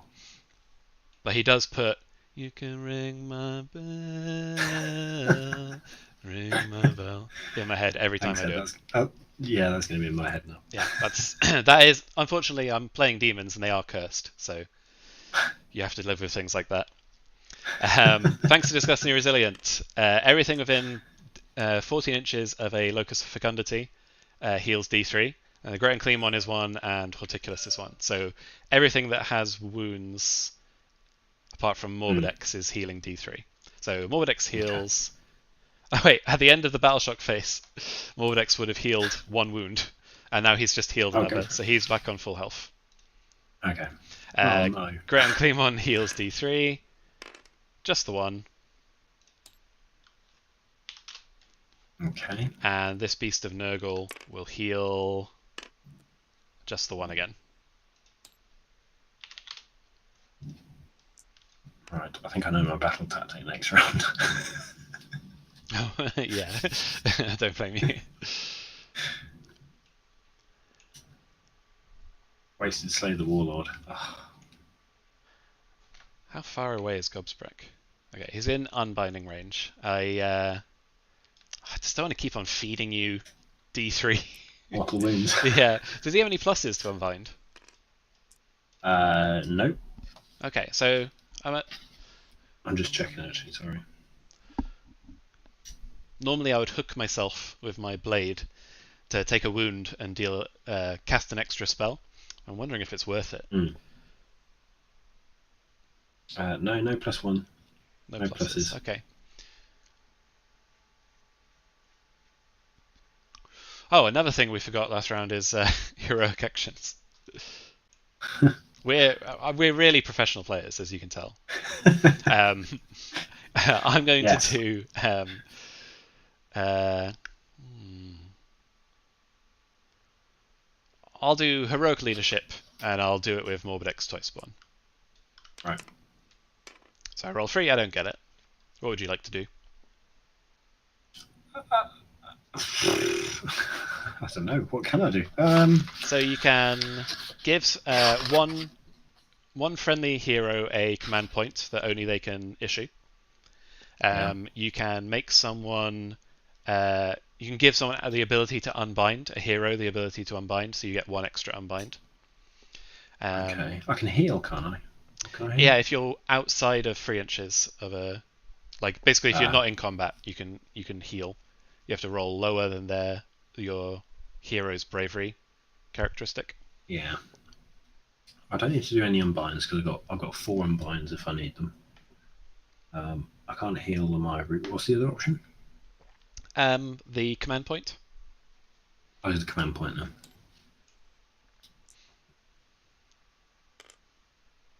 I'm assuming I need to roll. Yeah. 3 or fails. So it's like it's a 4-up, I think. Yeah, 4-up to give to gain another command point, which can only be spent by the hero of your choice. And I don't think I ever, like maybe 2 or 3 times since AOS 3 have I gotten that damn thing. It's the hardest 50% I've ever rolled in my entire life. I'm not going to cast an extra spell. No, screw it. I'm going to cast an extra spell. So, Critical Clean 1 takes a wound, which he can't negate. But he can cast 1 extra spell. So he's casting 3 spells. Okay. I'm going to start off with Fleshy Abundance, which is the +1 wound. Casts on a 7. I have rolled a 9. I will attempt to unbind that with Gobsprack. 7. Oh. 7, yes. So it goes off. I'll obviously be putting that on the Plague Bearers. Yep. Then I'll cast Mystic Shield. Casting value 5. I've rolled an 8. And again, I'll try and dispel with Gobsprack. 7. No. This time I'll give Mystic Shield to... I'll give it to... so I'm going to give it to the Great and Clean 1. I feel like you're gunning for him. I can sense that you're gonna try for him. And then not yet, I don't think. My last spell is Gifted Disease. Caster value 7. I have a +1 to casting this spell only. Okay. Ooh, that's a miscast, but I am a master of magic, so I can re-roll 1 spell per phase. And it's thankfully not Snake Eyes again, which happened to me 2 weekends ago and was horrible. 5, 6, 7, 8. So rolls on a 9. I will dispel with Swamp Caller over here, I think, if he's within range. Shouldn't you always do Gobsprack for the extra for the damage? He only gets 2 unbinds. Oh, I see.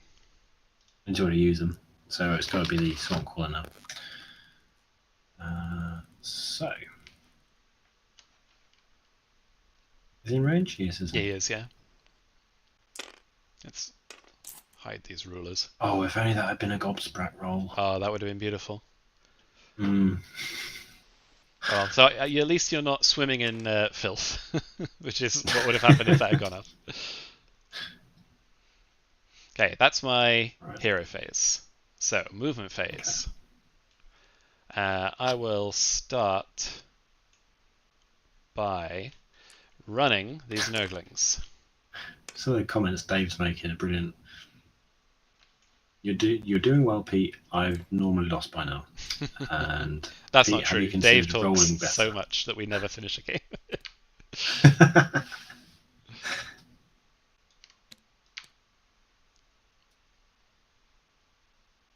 Oh, where are those boys going? Well, you see, I remembered that I need to have a friendly unit in my territory for summoning points. So they are retreating so that I can get those later when everything in my army is up smashing your army. Great and Clean One moves his 4 inches, his 4-inch bulk. Immense girth. Ugh. Plague Bearers. I'm going to spend a command point and auto run them 6. Just because otherwise they'll never get anywhere in this entire game. I'm not desperately trying to get anywhere this round. I just need them somewhere in the game at all. So yeah, I'll go I think all you've the way got up to hold there. the line, haven't you? I do, yeah. Okay. Then all of my beasts are going to run because they have run and charge. So for this beast, we're looking at 4. So that's a 9. For this beast, 9 again. God, Maggotkin are just so hard, aren't they? They just hit like a ton of bricks. You just can't kill them. Do you mean they can be hit with a ton of bricks? Exactly, and they still stand. Yeah. Yeah, they don't hit like a ton of bricks usually. The Beast of Nurgle is they do impact hits, so they're quite good. As you're about to see.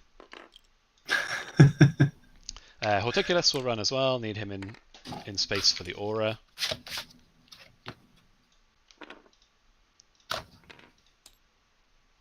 And Sloppity will run, because I would like his aura as in the best possible position. Unfortunately, I think the best place I can put him is probably there. Okay. But that at least gets my Plague Bearers in.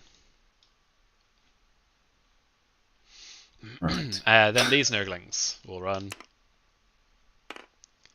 Oh, excellent. So they've got 10-inch move. So they're going to run behind here. Okay. There's a little bit of cover and say, please forget I exist. we won't bother you if you don't bother us. No, because you get additional contagion points, don't you, or something, if you're there? Yeah, I do. They're really... They're such a pain, though. Like, you have to send someone to kill them, and they have this annoying habit of living. But we've got cute little Nurglings against cute little Hobgrots, so... I think both of our definitions of cute is warped beyond recognition. And then at the end of my movement phase, I can summon. I have 11 points, so I will... I do talk a lot, it's true, Dave says. I'm going to send another 7. 2, 3, 4, 5, 6, 7. And I'm summoning... The contagion point scares me. Yeah, I love this list. It's really fun. Yeah, I'm going to summon a Spoilpox Scrivener. Okay. So he's like the Sloppity Bilepiper, but he only affects Plague Bearers. He has 3 abilities to choose from at the beginning of the combat phase. Yeah. So he's just there to keep the Plague Bearers fighting fit. Okay. Then shooting phase. My Great and Clean One and Morbidex are in range of the Breaker Boss. I do have vision on the Breaker Boss with the Great and Clean One. So I'll start with Morbidex. He is 3 attacks. Let me know if you want to do it all out defense, by the way. Yes. I can tell you about my attacks if you want before you make that decision. No, I'm going to do all out defense. He's only got 5 wounds, so I expect you'll be able to do enough to kill him, so yeah, I'll go all out defense. Okay. So Morbidex's attacks are 3 attacks, 3s to hit, 2s to wound. I do 1 disease point.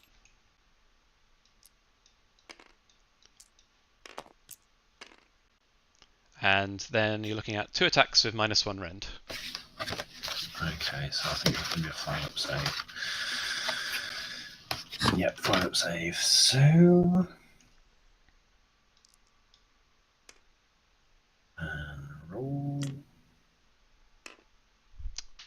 There we go. Was that 2 attacks or just the one? Oh, sorry, just the one. I'll roll again. So that's 1 damage. 8. It's got 4 wounds left.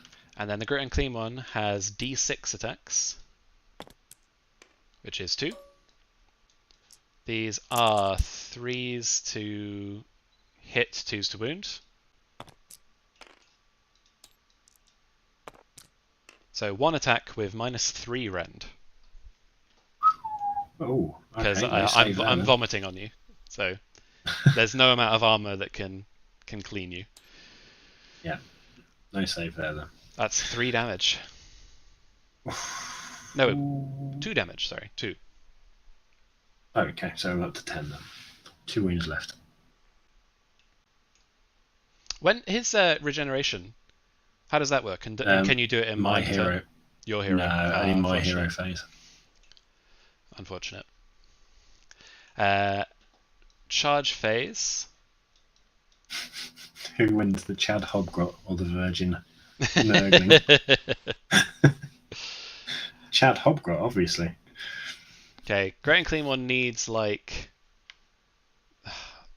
probably like a 9-inch charge, I think, because he's got to get his huge base around this corner. So yeah, that doesn't work, and I'm not going to bother re-rolling it. It's just unnecessary. Okay. Then I'm going to start rolling for Beast of Nurgle. Because they're within 14 inches of Horticulus, they get +1 to hit and re-roll charges. So going from this Beast of Nurgle first. Remember, you got -1 to your charge range as well. Okay. 5, 6, 7. So 6-inch will get him there. Okay. On a 2-up, I do D3 mortal wounds. Oh. Just the 1 mortal wound. Just the one. So that's 1 wound on 1 Kruleboy. Next Beast of Nurgle. 4-inch. So that 3-inch. Yeah, so that fails. So I get to re-roll that because he's within range. So that's 9-inch. That'll do.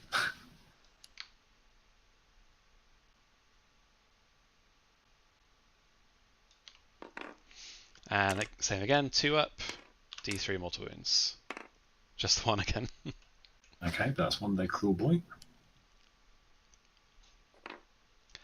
For this Nurgle, Beast of Nurgle. 3, that fails, re-roll. Into a 3.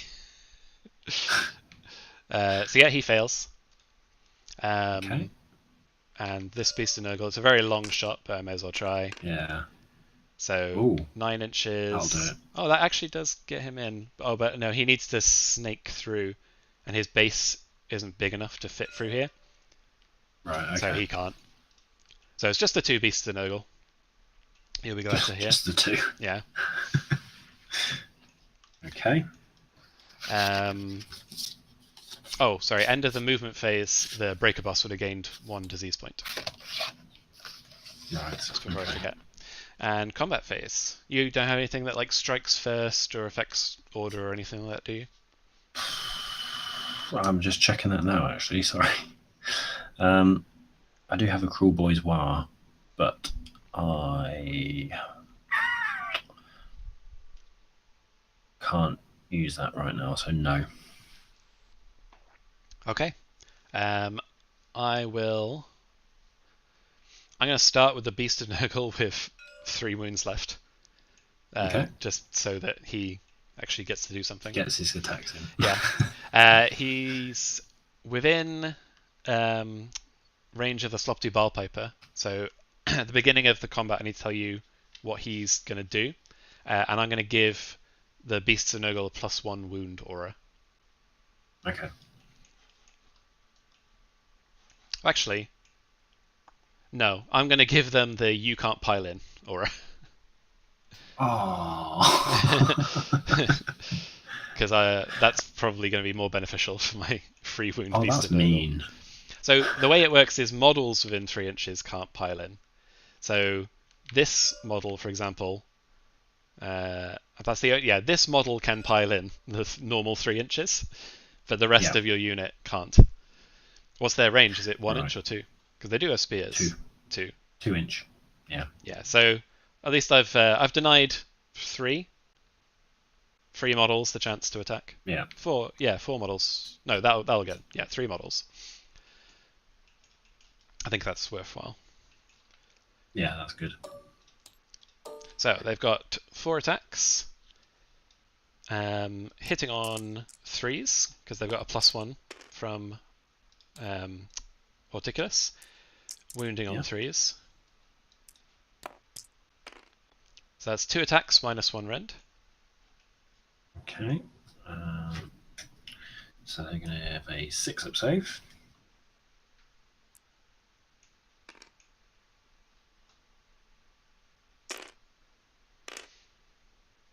Unsaved. That's 2 damage an attack. Is that one dead go ripper? Oh no, that's the boss. Let's get rid of this one. And then they have D6 attacks. Just the one. Hitting on 3s, wounding on 4s. No, sorry, wounding on 3s. No rend for 1 attack. Usual 5-up.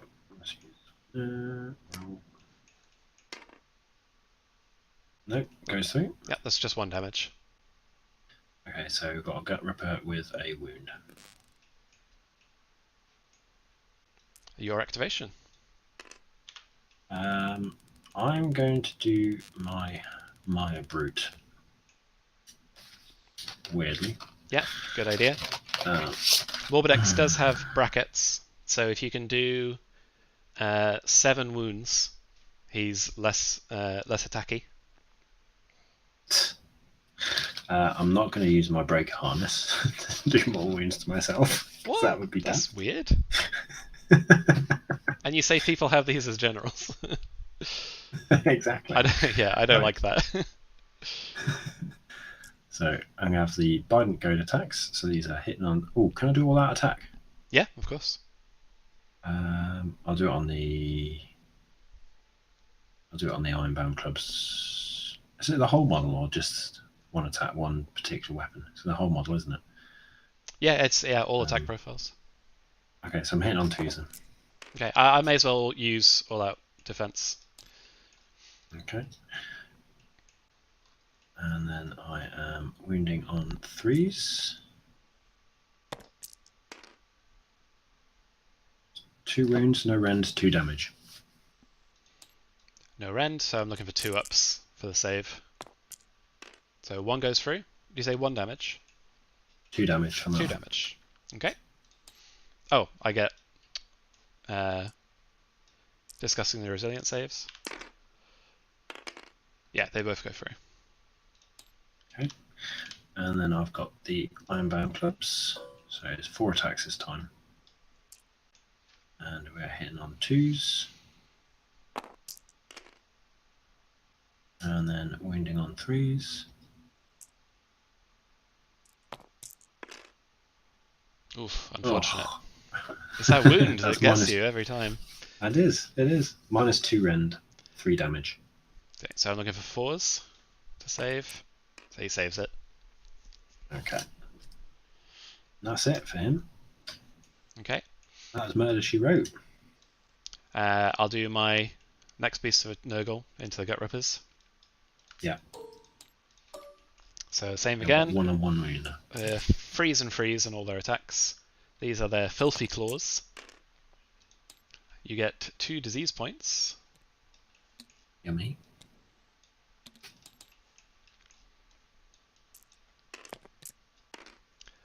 Just the 1 attack with 2 rend. No, sorry, 1 rend.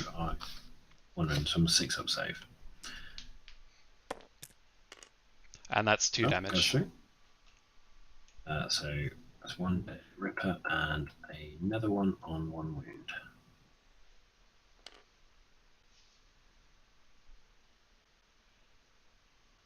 Okay. And then D6 attacks. Oh, of course. Yeah, beasts do more than you'd think for single models. You do. One more disease point. One attack, no rend. It's 5-up save. Nope. That's just the one Damage on damage. So that's another dead gut ripper. I've got to be careful now because of Coherency. coherency. Might have to be this one. Or this one. No, can't be that one. I have to do this one. Okay. Right. Pile in. So remember, it has to go around. You can't hop over because it doesn't have fly. So, 2 inches to there.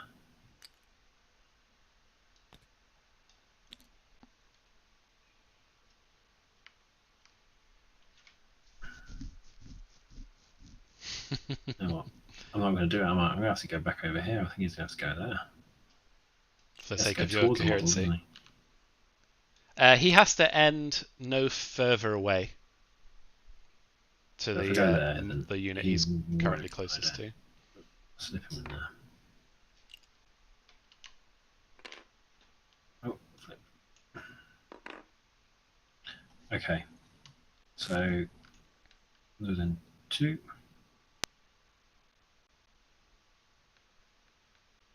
He's just outside. Damn it. I reckon you probably could have nudged him an inch. You reckon? Not an inch, not a whole inch. Well, Yeah, I reckon. Yeah, get him. Yeah, there we go. Okay. So, how many wounds has this one got? This is the wounded one. He's only got 3. Oh, excellent. In that case, I'm going to have 5 gut rippers attack him. The boss is at the back, so he's not actually in range. So I warn you that the boss is currently not coherent, so I think he might disappear in the battle shock phase. He's not within. Although maybe at the beginning of the battle shock phase, I'll kill enough that you can delete. That is true. That is true. Okay, let's see what we go on. So we are hitting on. Got 2 attacks each, so I actually need 10 attacks. Sorry. There we go. That's all. We're hitting on 4s, wounding on 4s. Any 6 are mortal wounds.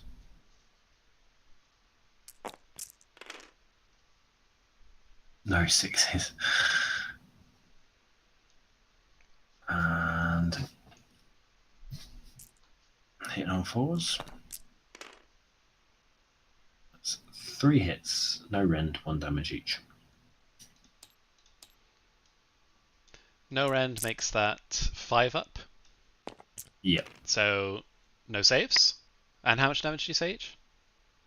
They are 1 damage each. 1 damage each. So I'm looking for 5s for the discussing the resilient ward. So I save 1, take 2. So he's on 1 health left. Is that all your attacks? That is all of my attacks. At least you've got the easiest broken ranks of all time. Unless... Oh, get back there. No. If you press escape while holding, it'll put it back where it was.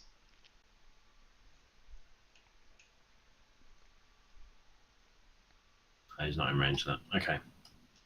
So I'm going to lose him in battle shock. Yeah, from either disease or coherency. It has to be within 2 inches of 2 models. Has to be within an inch of 2 models. An inch. Oh, okay. As long as they have 5 or more models. Yeah. So when he goes, at least the rest is just an inch of 1 model. Yeah. Okay. Okay, yes, that's it for that. Morbidex is the last activation, I think.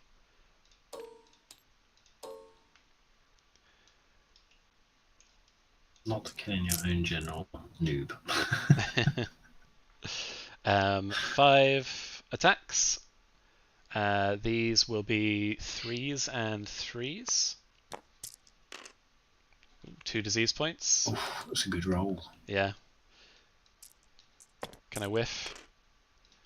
So 3 attacks minus 1 rend. Okay. You need 2 of these to get through, and he's got I think it was a 4-up save. Yeah, 4-up save. So they're going to be 5-up saves.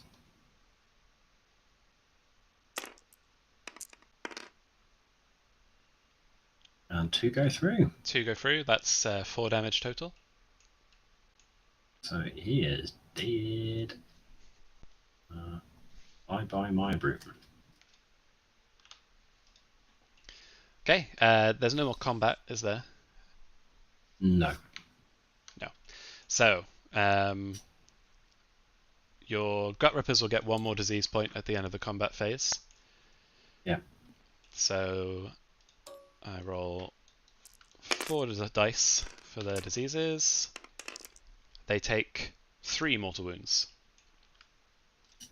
Okay. So that's him dead.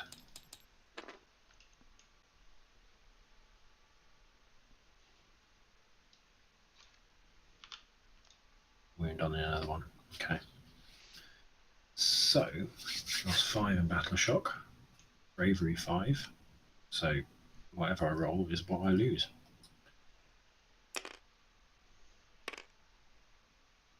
One.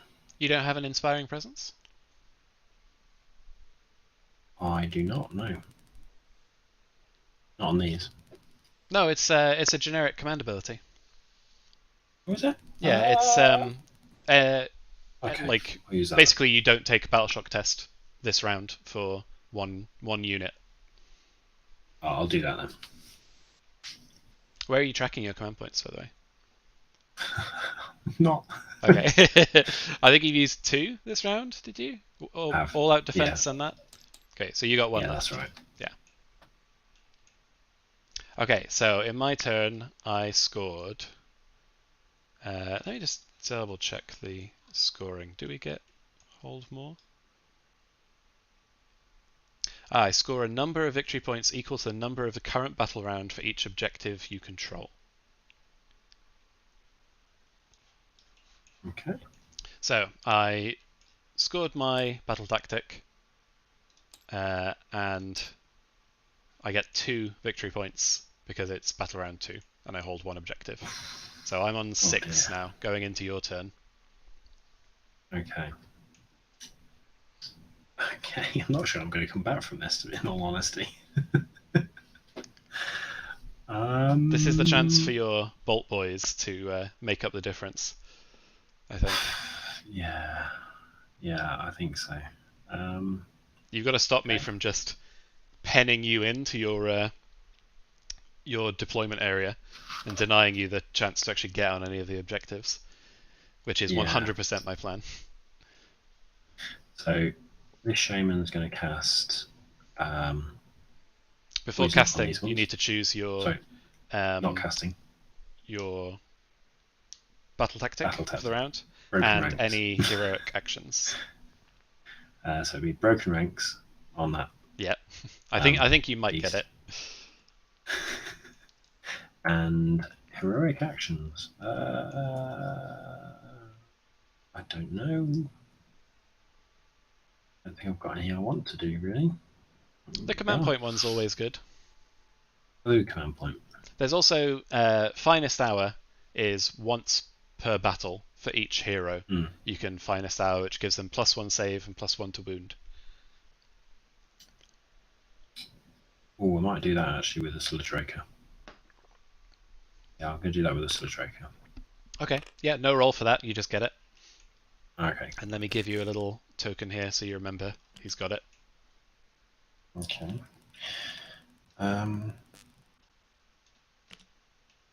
Yeah. So this shaman's going to give these Bolt Boys poison. And this shaman's going to give... Ooh, is he in range of those ones? No.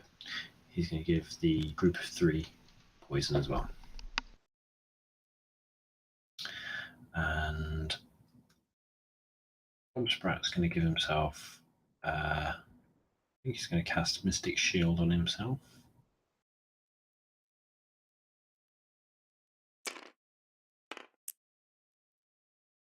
Wow, 12. Yeah, I'll let you have that.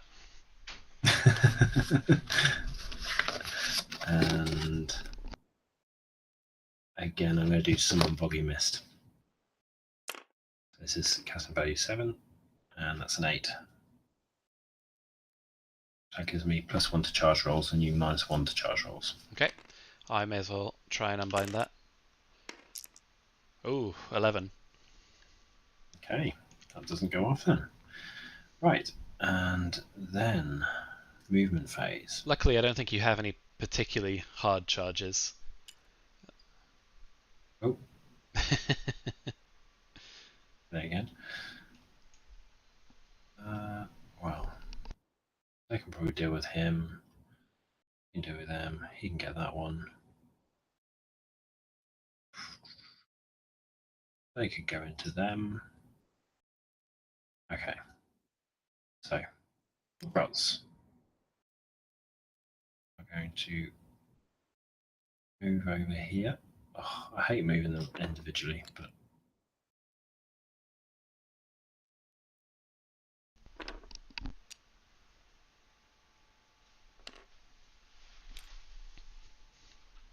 They're going to move over there and ignore the Nurglings, yes? that's exactly what they're not going to do. That's so strange, and I don't understand it. Look how Honestly, friendly so they're they are. grenades. They're so friendly. They want to throw grenades.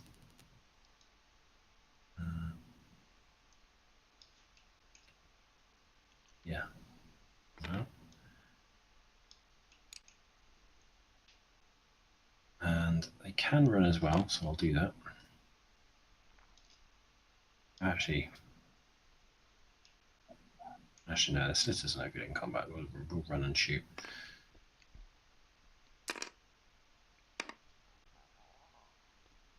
Six. Oh, 6 inches. Yeah.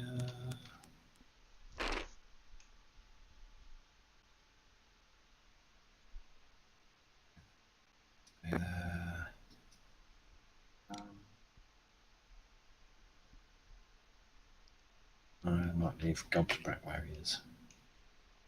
Hopefully in combat, so there's no point. I think that's it. So, yeah, that's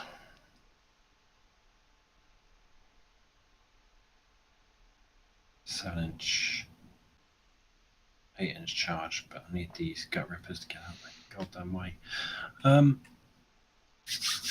You can retreat.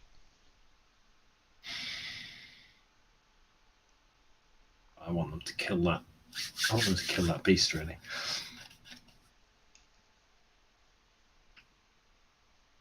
I think the other option is they could shoot that one.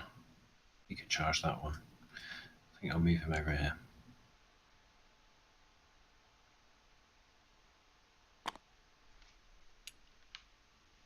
You have to move them a little back out of 3. Oh, Yeah, there you go. right. So, boosting phase. These 3 will target tie spawn. Okay. Oh, he's healed 1 more wound. How many wounds is he on now? 11 out of 12. So he's taken 4 and healed 3 of them. Okay. This is why I love Mordex. He makes you feel like you've wasted entire turns. In on 2s, they will hit. And wounding on, excuse me, 3s. Oh, wound. -1 rend, 2 damage each. So that puts him on a 4-up save, which he saves them all. Okay. Next, these gut rippers are going to shoot at this farthest beast.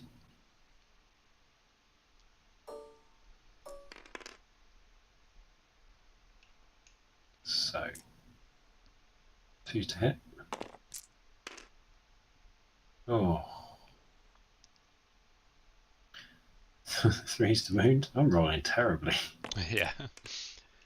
I'd say you're rolling like a destruction player. I know, yeah. 2 hits, -1 rend, 2 damage. Okay. Sorry, who is this on? So in the furthest beast, beast of Nurgle, that one there. The one near Horticulus. -1 rend is 6 up save. And 2 damage each. So yeah, takes all 4. And you said it was this beast of Nurgle. Yeah. Okay, he's on half health. Okay. And the Hobgrots are going to shoot. Yay! Hobgrots. They get 1 attack each with their weapons. 10 of them. So 4, 5, 6, 7, 8, 9, 10. We both gained a command point, by the way, in the start menu. I might use all-out attack with the Hobgrots. This is all in the Nurglings, isn't it? Yeah. So I'm going to use all-out attack, so I'll go down 1 command point. So hitting on 3s. Ooh. I'll do it. Wounding on 3s. Still okay. So 6. And they are -1 rend, 1 damage each. Okay, so I don't get a save. So I'm just looking for the discussing the resilience save. Yep. Nope, they take everything. So that's 1 dead Nurgling and 1 on half health. Excellent. Wasn't 1 on half health already, or was I wrong about that? He had 1 wound remaining, but they heal all wounds allocated at the end of the battle shock phase. Okay. So unless you can do 2 more wounds before the end of your turn, he's going to be on full health again. That's frustrating. That's Nurglings. They don't do any damage, but they also don't die. Die. Okay, in that case...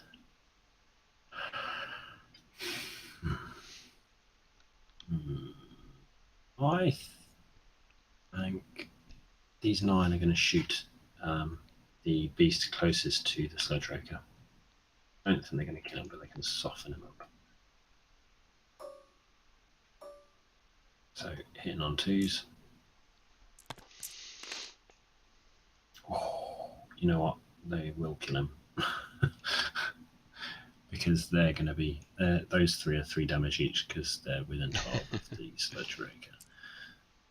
So is this on the Beast of Nurgle? Yeah. Yeah. On the one that's not in combat, sorry. This one. Oh, this one? No, he's in combat. But yeah, so... Oof, okay, so... Well, yeah, finish it through, because I got my ward save. There's a slight chance I might survive. 3+, and that's another 4. So 4 normal wounds, 3 mortals. So the normal ones are -1 rend, 2 damage. Okay. Mortals are -1 rend, 3 damage. So I'm looking for 6s on this beast. So I save 1 of them. That's 3. And then another 9 on top of that. Yeah. 15 total.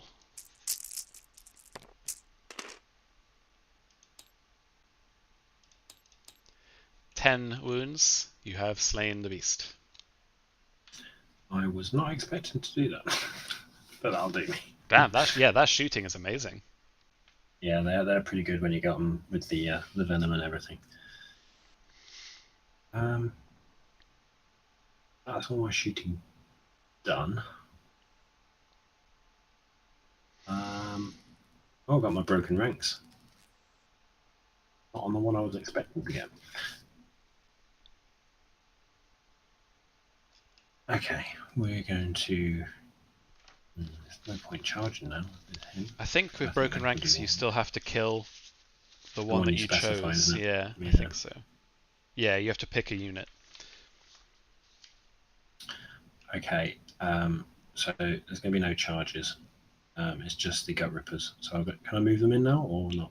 Can I pile in? Start of combat. It won't really affect. Everyone can attack, can't they? So I guess I'll do the +1 wound aura instead, since it's not going to make an impact. So and 1, 2, 3, 4, 5. So I've got 10 attacks. Oh, handily. There's 10. 6s are mortals. And I'm looking for 4+. Oh. And 4+ again. So it's 2. And they're no rend, 1 damage. No rend, so I'm looking for 5+ save. Saves 1. We say 1 damage. 1 damage. So this needs to be a 5+ or it dies. Nope, it's dead. God, scraped that through. Okay. So that's my battle tactic then. I'm pleased. That's it, isn't it? Yeah, start of Battle Shock phase. Gut Rippers have 2 because they were within 3 at the end of the movement phase. So I'll just roll a couple dice for them. No mortal wounds there, and it resets to 1. Okay. No Battle Shock for you. You didn't score the objective, but you did do your battle tactic. Putting this one in here. There we go. Broken ranks. Oh no, slay the warlords up here. You're looking about around 3. Yeah. Okay. I thought I'd just slay the warlord and battle round 1. Yeah, you did. Okay. I think I got confused about which box I was on. Oh, where's it gone? There we go. I'll clear that one in a minute. There we go. And that's got. Oh, it's added the point on. I think that's it for me then. Okay. The all-important priority roll for turn 3. So, more objectives are going to spawn here and here. Okay. I'm not happy that your dice is bigger than mine, so bear with me 1 second.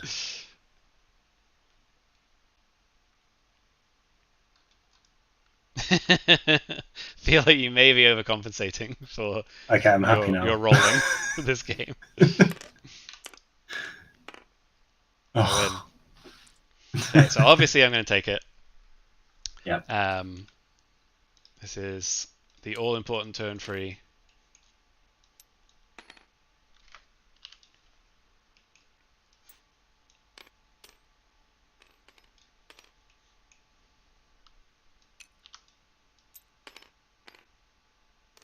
Just going to move this Beast of Nurgle slightly so I can slip this objective underneath him.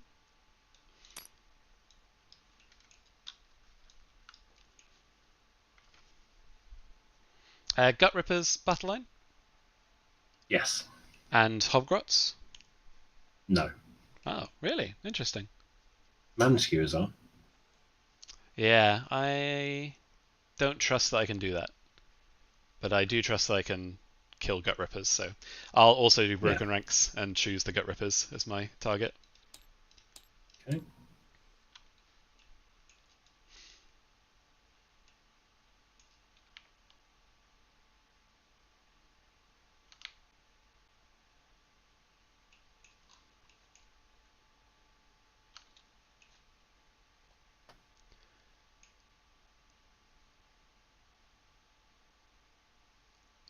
For heroic action, I will do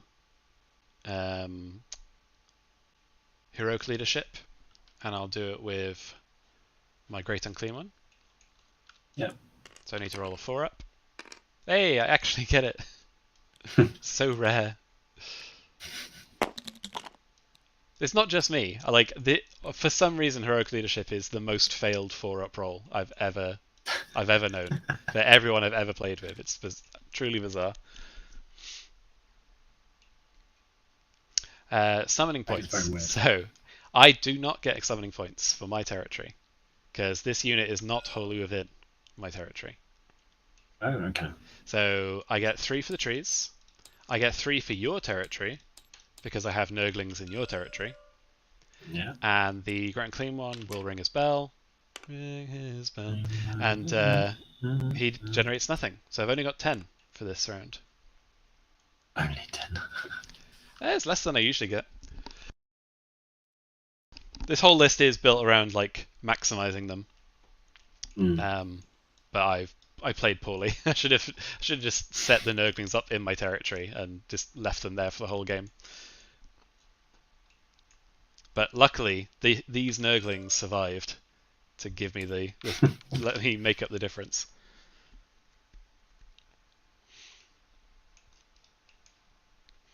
Great Unclean One will heal. D3. So he heals 2. He's back on 17 wounds. Morbidex Twiceborn heals 1, putting him back on full health. This Beast of Nurgle heals 2.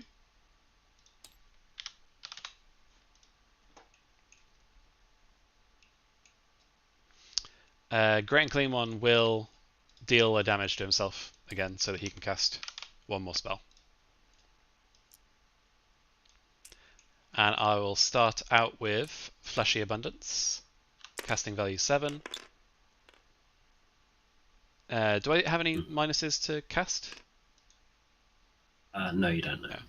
5, 6, 7, 8. So I've rolled a 9. Okay, I'll try it with Obsprack. Ooh, a 10. So that's D6, right? Yeah. Oof. 5. Very nice. Looking for 5-ups. I save 1 of them, take 4. That's an amazing ability. It's good, isn't it? That's what you take him for. And I don't have the all-important Fleshy Abundance on my Plague Bearers. I think he'd be great against Lumineth. Yeah, because everything Teclis casts is on a 10. Yeah, he would be amazing against Lumineth. He needs more Unbinds, really. It needs to be You need like an artifact that gives him like 10 Unbinds. Let him lay siege to the enemies in their own hero phase. I'll cast Mystic Shield next. Casting value 5. Okay. I roll 7. And I will dispel my Gobsprack again. 9. 9. So, can you roll me that D3? Yep. Just the 1. Just the 1. I do not save it. Oh my god, Great Unclean One's getting rinsed. And my last spell is Gift of Disease. Cast value 7, I have +1 to just this spell. So I roll an 8. Okay, I'll dispel with one of the shamans.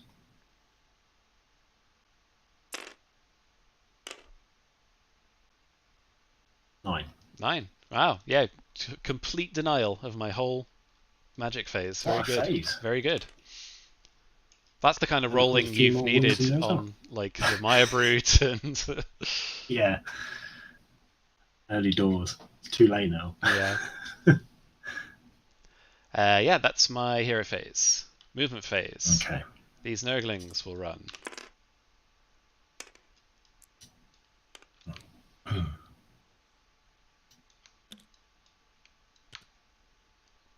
And they're just going to park themselves wholly within my territory and behind cover.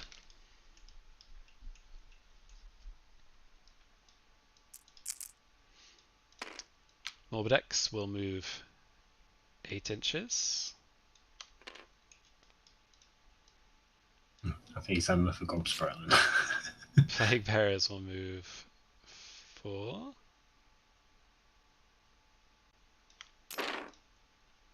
Great Unclean One will move 4. Spoilpox will move 4.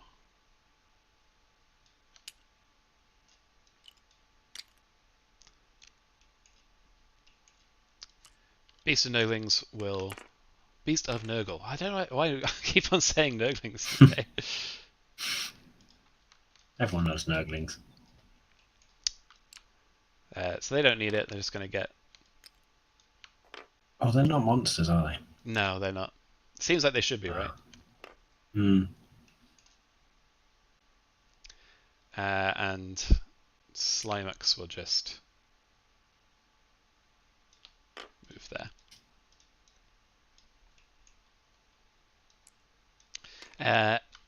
What can I summon with 10 contagion points?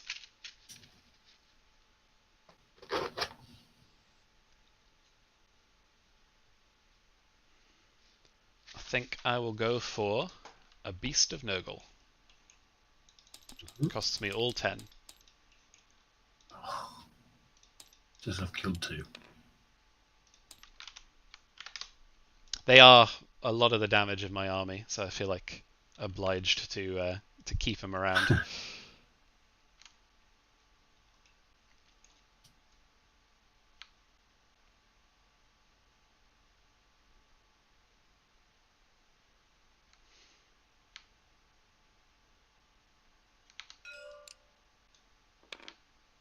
So he's wholly within 7 of Horticulus and more than 9 inches away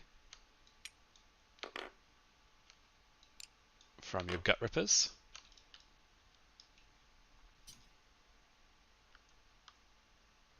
Oh, I forgot to move Sloppity. He'll just nudge forward.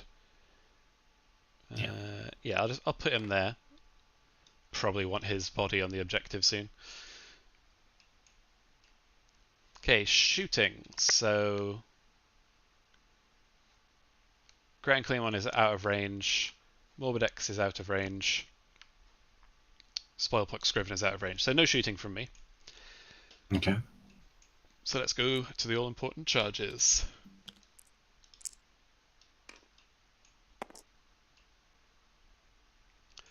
I'll start with... actually cast that spell, did I? No, you didn't.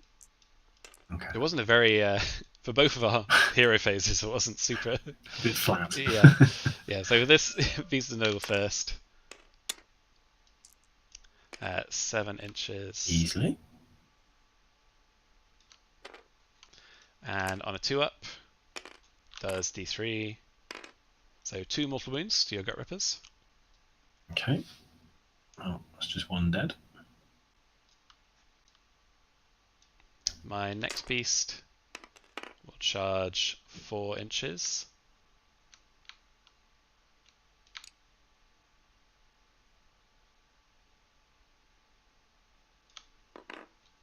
And makes his 2-up for 3 mortal wounds. Okay.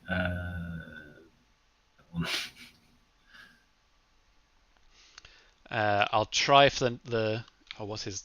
He would need like at least a 10 now. This Beast of Nurgle, but we'll try it. Nope. Gets a 7. Oh, he gets a free reroll from Horticulus. I may as well. 9 inches. Yeah. Not enough to get him anywhere. Interesting. Okay. Let's roll it for Horticulus, just for giggles. 10. That's a good roll. Could actually get him in. But do I even want to? I think you do. I think you want to. I kind of feel like the beasts have got this. Yeah, but, you know, just to make sure. And then I can always shoot him next turn. Go on then. I'll let you do it. It's my battle tactics. They have to die. That's how I'm just gonna justify my greed. So the Plague Bearers need a 7-inch charge to get into Snatcher Boss. They got a 10. I'll do it. Do I want to get into Snatcher Boss or not? Nah, I think I probably just want to get into the Gut Rippers. Okay.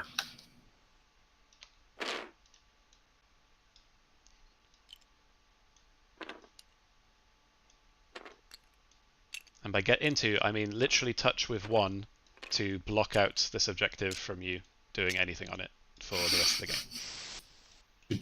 Good thinking. Good tactics.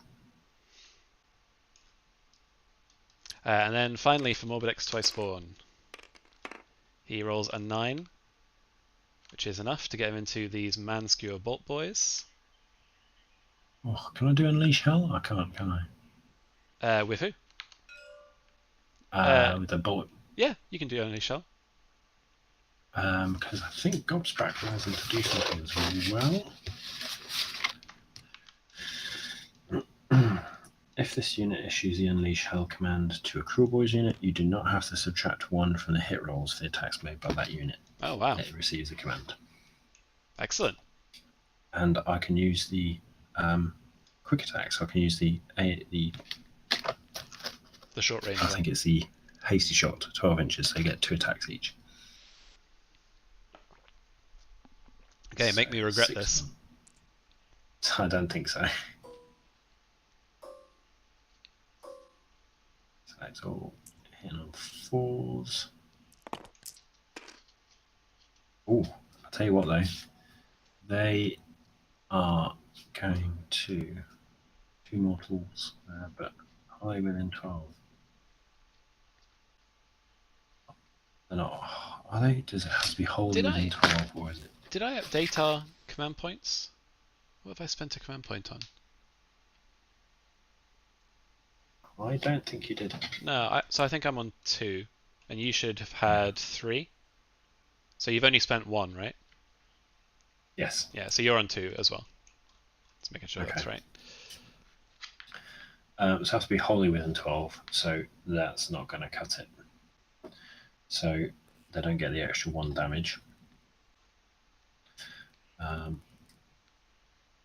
You know what? I forgot. Can I keep casting poison on them? 5 up some mortal wounds as well, so there's 3 mortal wounds. So they're mortal wounds. And then the others are hitting on 4. No, 3 ups now. 3 ups. No, stay there. You mean what's their rend? Oh, this is wound, of course. Yeah, this is wound. So they both wound as well. So those ones are -1 rend, 2 damage. Okay, so looking for 4s to save. So save 1, take 1. And the other ones at 2 damage each. So 1 damage there. And how many mortal wounds? 3 mortal wounds. Total? 2 damage each. Oh, I see. So that's 8 wounds total going into my ward save. And I save 3 of them. So 5 damage total. I'm happy with that. After 130 point unit.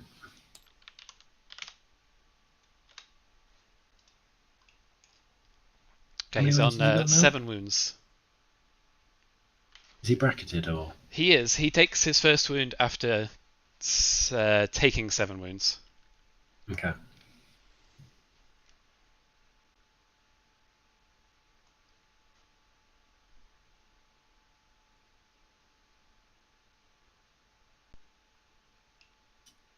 Wait, I think this sheet must be wrong.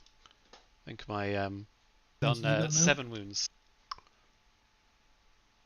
Let me double check this. I think my brackets are wrong on my cheat sheet. Okay. I think I may have Orgotz's brackets here, which wouldn't make sense for Morbidex.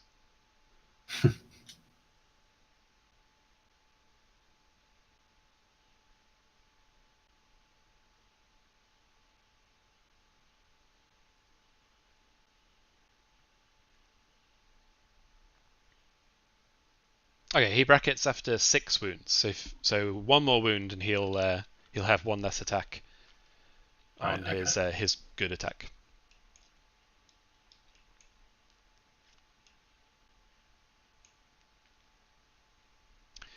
Okay, end of the charge phase. Morbidex will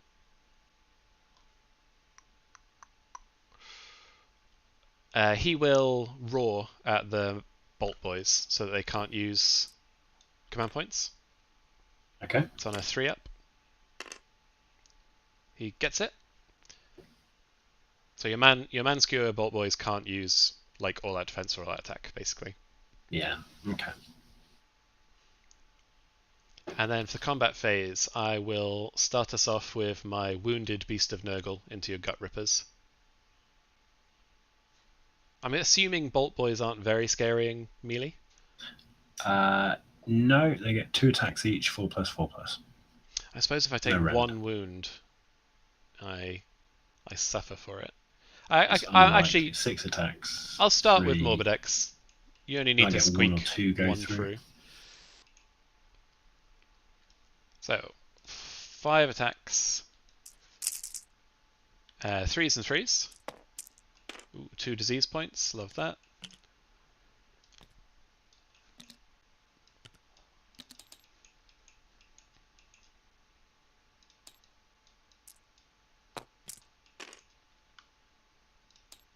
Two attacks with -1 rend. Okay, so that gives them a. Oh, they don't get any save. So yeah, just go straight through. That's 2 damage each. And they are 2 wounds each. So that's 2 deadbolt boys. And then 5 attacks, 3s and 2s. 2 more disease points.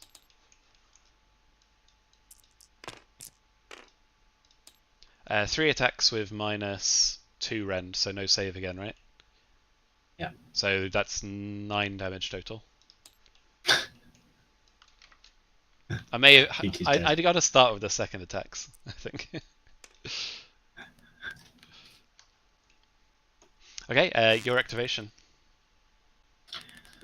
I don't think you've been.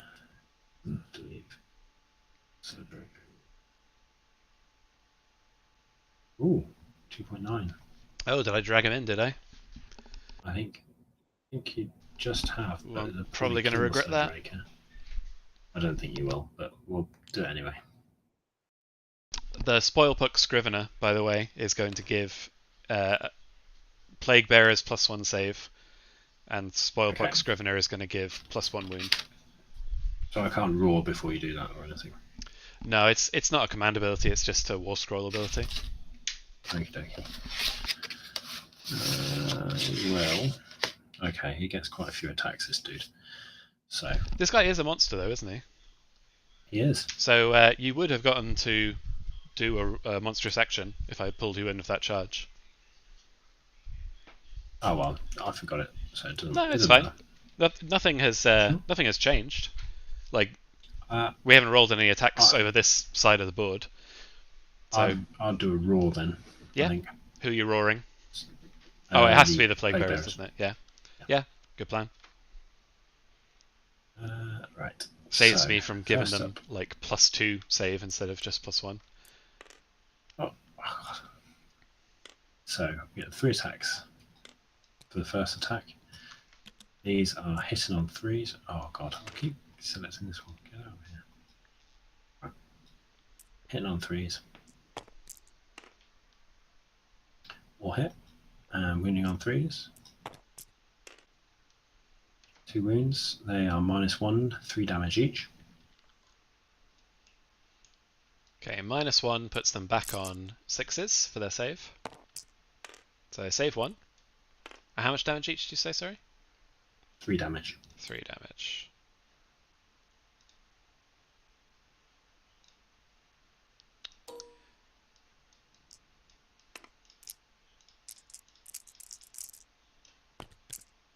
Oh, amazing roll on the ward. So they take 2, so that's a dead Plague Bearer. Okay. And then I've got my Grasping Talons, which is 6 attacks. These are hitting on 3s.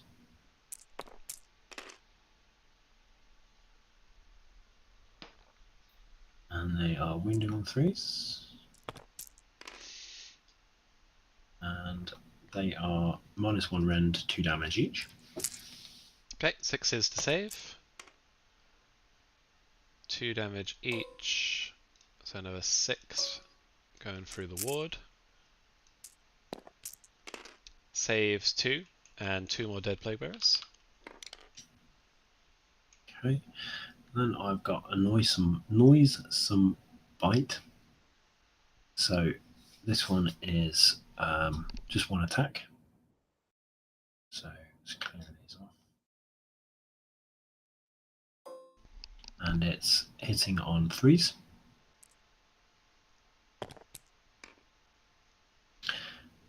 Wounding on 2s.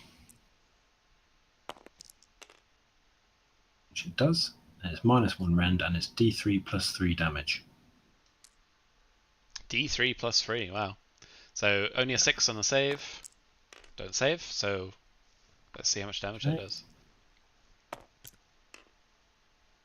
So it's 5 damage.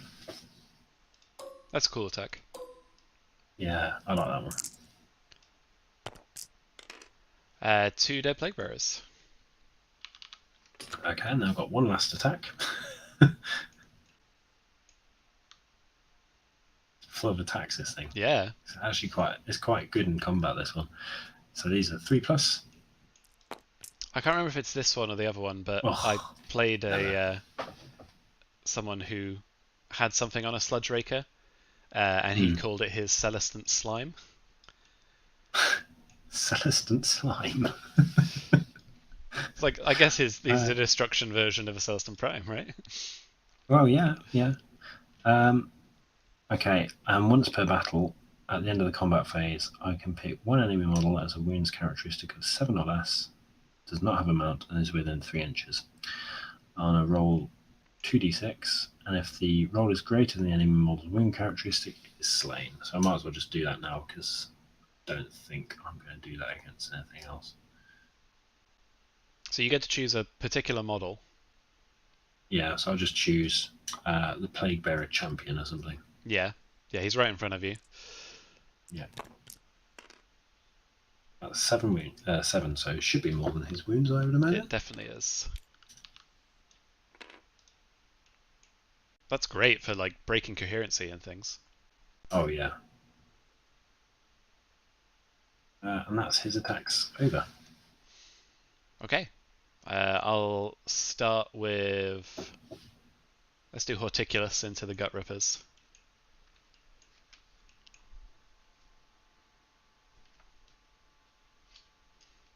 Almost never attack with Horticulus.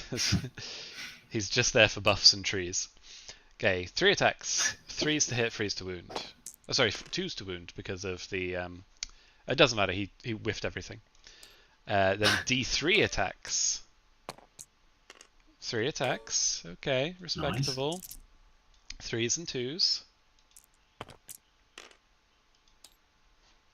1 disease point.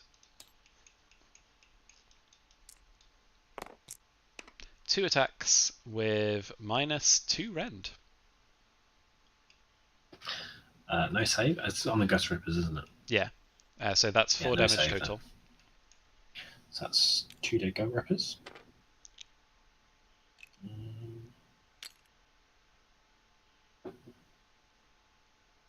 Good removal.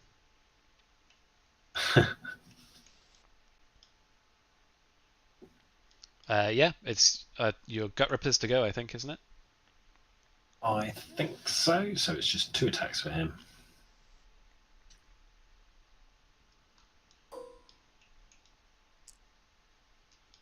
Hitting on 4s.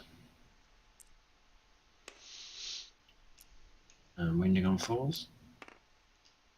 That wounds. So that's 1 hit, and it's -1 rend.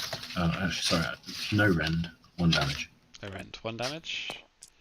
So saves, fails the save. Fails the ward.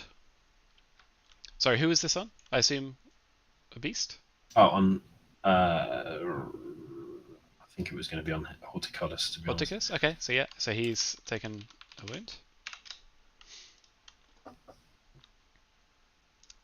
And then Beast of Nurgle going in.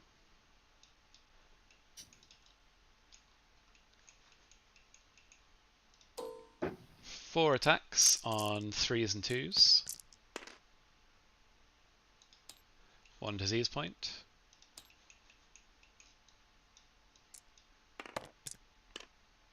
Nothing. D6 attacks.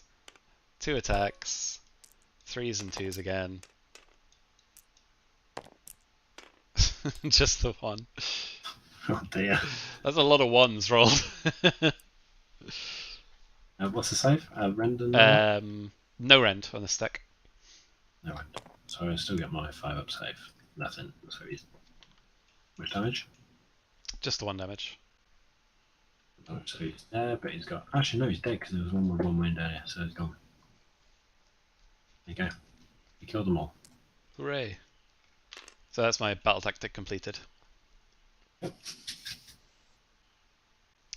And then I'll go next to the Plague Bearers. I'll just have these 2 Plague Bearers shuffle a little. Yeah. I'm just making space, basically, for the beast to come in and do a proper attack. Yeah. I'm not gonna surround you because I've learned my lesson. The Plague Bearers just don't do damage. So just keep them alive. That's all that matters, is keep them alive. And I failed that miserably by letting you attack and eat 6 of them this round. So yeah, that was a good round for me. Really. So just the 2 attacks going into Sludge Raker. 4s and 3s. 1 attack, no rend. No rend, and he is a 4+ save. Saved. Saved.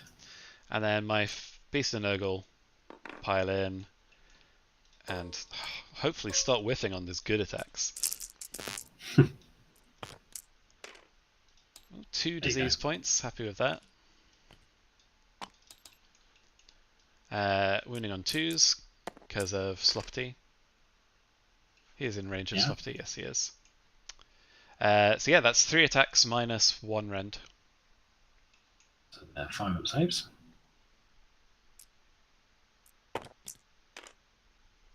Saves 1. Saves 1, so that's 4 damage total. And then D6 attacks, 5 attacks, 3s and 2s, 1 disease point.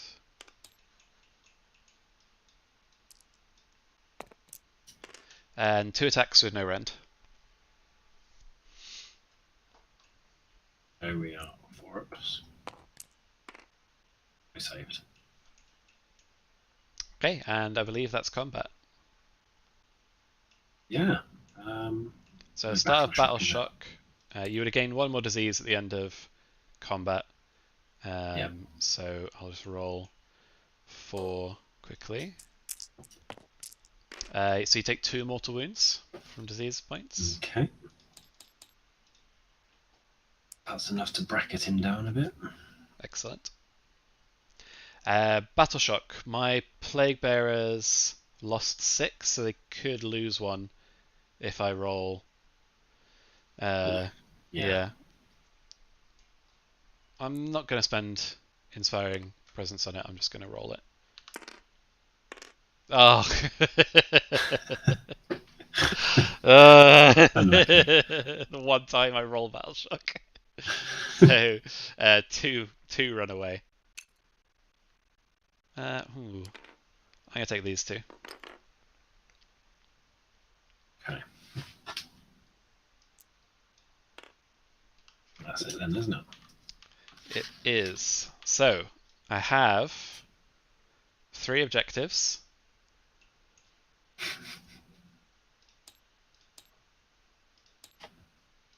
Yeah, that's it. 1, 2, 3. Right, Scored. I didn't do it with a monster. So 17 to 2. Thing is, you Not bad, can, my turn. because your the number of points you score from objectives is equal to the battle round. So it looks like you don't have a chance to catch up, but you actually have 9 points to potentially play for in this round. Like 2 of these objectives you could easily take. If the Hobgrots come in over here and charge this Beast of Nurgle. Yeah, but that means leaving those Nurglings alone, doesn't it? I think, yeah. I think the victory points might be more worth than the satisfaction of killing the Nurgling. Okay. So there is something to play for, but it is also getting very late, unfortunately, and I have work in the morning. Yeah, no. Do we want to save this and carry it on another time? I think so, if that's all right with you. Yeah. That would be good. But I really enjoyed that. Thank you. Yeah, I enjoyed that. I do think there's a lot to play for. You've got a lot of damage left on the board. I think you could clear me out. And the then Manskews are really good at killing. Yeah. I think if you focus on those 2 outside objectives, you'll catch up in points faster than you think you will. Yeah, I think so. I think I need to clear off Twiceborn, bring Gobspratt round to that far right. And, yeah, like you say, bring the Hobgrots round to that beast. Somehow I need to get some... Yeah, I'll probably clear that beast as well, actually, with that group of 6, maybe? But I don't know. Yeah. Yeah, GG. I look forward to seeing how it plays out. Yeah. Hopefully you are. Some good rolls on the Bolt Boys. You'll clear out like mere. Oh, I should heal Morbidex before I forget. So he's got. So he heals up to 10. Yeah. Excellent. Yeah, if you can get like the beasts down, Horticulus, Morbidex, my Great and Clean one, you'll probably just unbind to death. I do love Gobsprack. He's great. That unbind is so good. 40 points, 280 points, but it's worth it, I think. It's pretty good for what he's like. He hasn't really done anything but unbind, but he's unbinded like I want to say like 11 wounds. Yeah, that's the thing. Very cool. He's really good at that. But yeah. Okay, cool. It's not a bad list. I'm quite pleased with this. Hopefully it'll do alright at the tournament. Yeah, I think it's got legs, for sure. Yeah. Okay, cool. Well, thank you, Ed. I really enjoyed that. It was really good. Yeah, me too. And hopefully we can catch up next week and finish off. Cool. Thank you, and thanks anyone who is watching. Even if it's only Dave. Thank you. I know Dave's been... I haven't seen any of the comments, but... I think even Dave's gone to bed now. I see he's been dry and rye. Oh, as always. Yeah. Okay. Well, good.